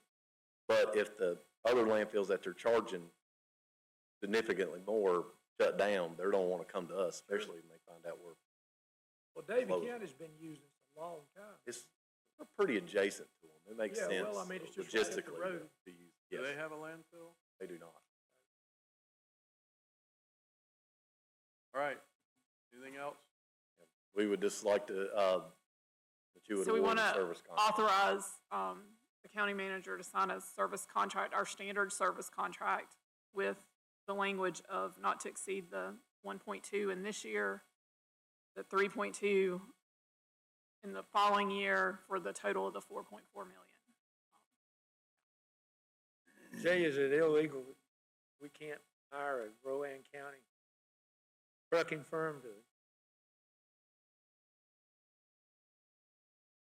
We can't limit the contract to that?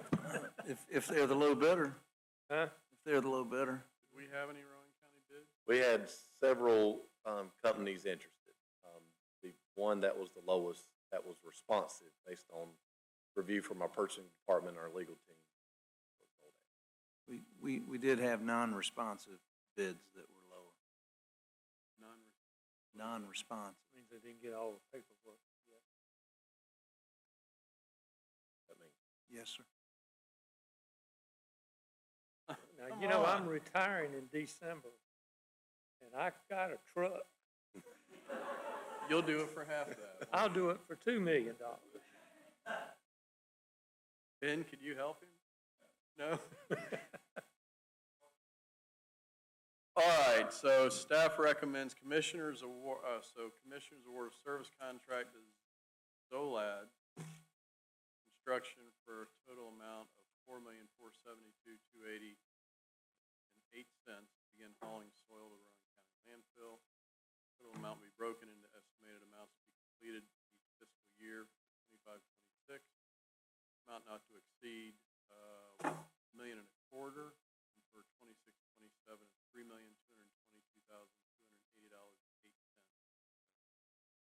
I don't want to pay the 8 cents. I've got a scoop. I'll second. Second. Further discussion? Need it, we don't. Seriously, can we not get a Rowan County? I would love to use someone cheaper. Well, what could, Jay, no? It's all his fault. Can't do Ask that. him. Can't do that now. He's just going to go by the law. We don't want. Finance director, it's your finance director's fault. So we don't. No, we bid it, we gave updates, we received bids that were non-responsive from the updates, but they acknowledged receiving the updates, submitted the wrong information, wrong forms, and they were not responsive bids. And the statute's very clear, it has to be a responsible bidder, responsive bid. The first thing we check is for responsible bidder. Do we have prior complaints or any other issues? Is the bid responsive to our specifications? And then we take the lowest one of those. New York.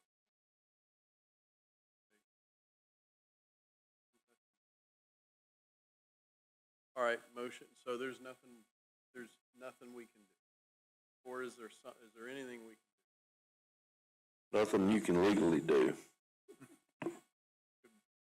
We My can't. truck's not coming in for a few more months.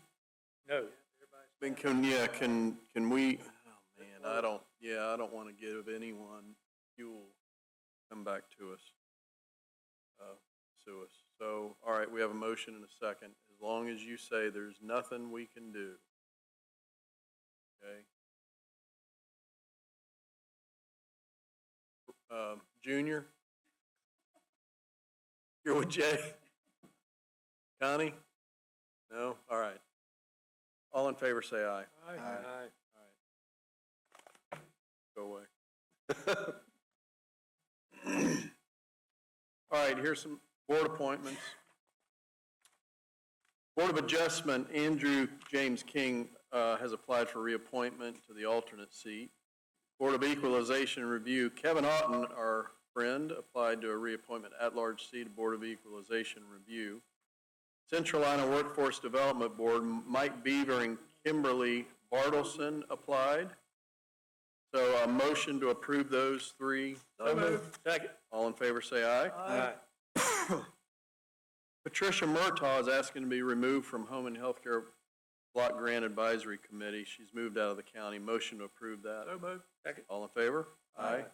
Liberty Volunteer Fire Department Fire Commissioner Board, Kevin Sweat, applied for reappointment for one open seat, Rowan County Rescue Squad, Tony Jason Brown applied for appointment to the Emergency Services Chief seat.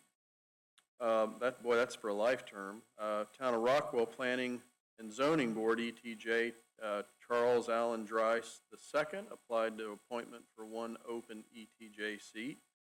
And then we have 2 county seats for the West Rowan Volunteer Fire Department Fire Commissioner Board, Mark Edward Brawley and Hayden Edward Petit Jr. Motion to approve those? So moved. Second. All in favor, say aye. Aye. Do we seriously have closed session? Oh, cow, man. It's all because of you. I know.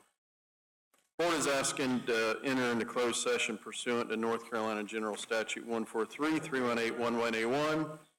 Consider approval of the minutes of closed session held on February 16th, and pursuant to 143-318-11A3 to consult with an attorney. Motion, is there a second? Second. All in favor, say aye. Aye. All right, we'll get going.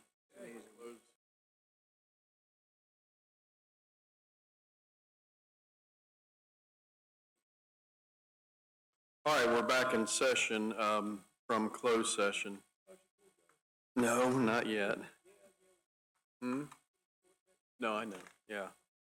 So motion to come out of closed session, please, in a second. Second. All in favor? Aye. I'd like to make a motion that regarding the widening of Mimosa Street in Cleveland, this is to benefit West Rowan Elementary. Motion is to approve waiving of easement fees and any costs associated with that for the town of Cleveland. So will that do? All right, that's a motion. Of second. Second. All right, all in favor say it. Oh, and authorize me to sign that waiver. All right, thank you. All in favor say aye. Aye. All right, Commissioner Pierce, motion to adjourn, second. All in favor say aye. Aye.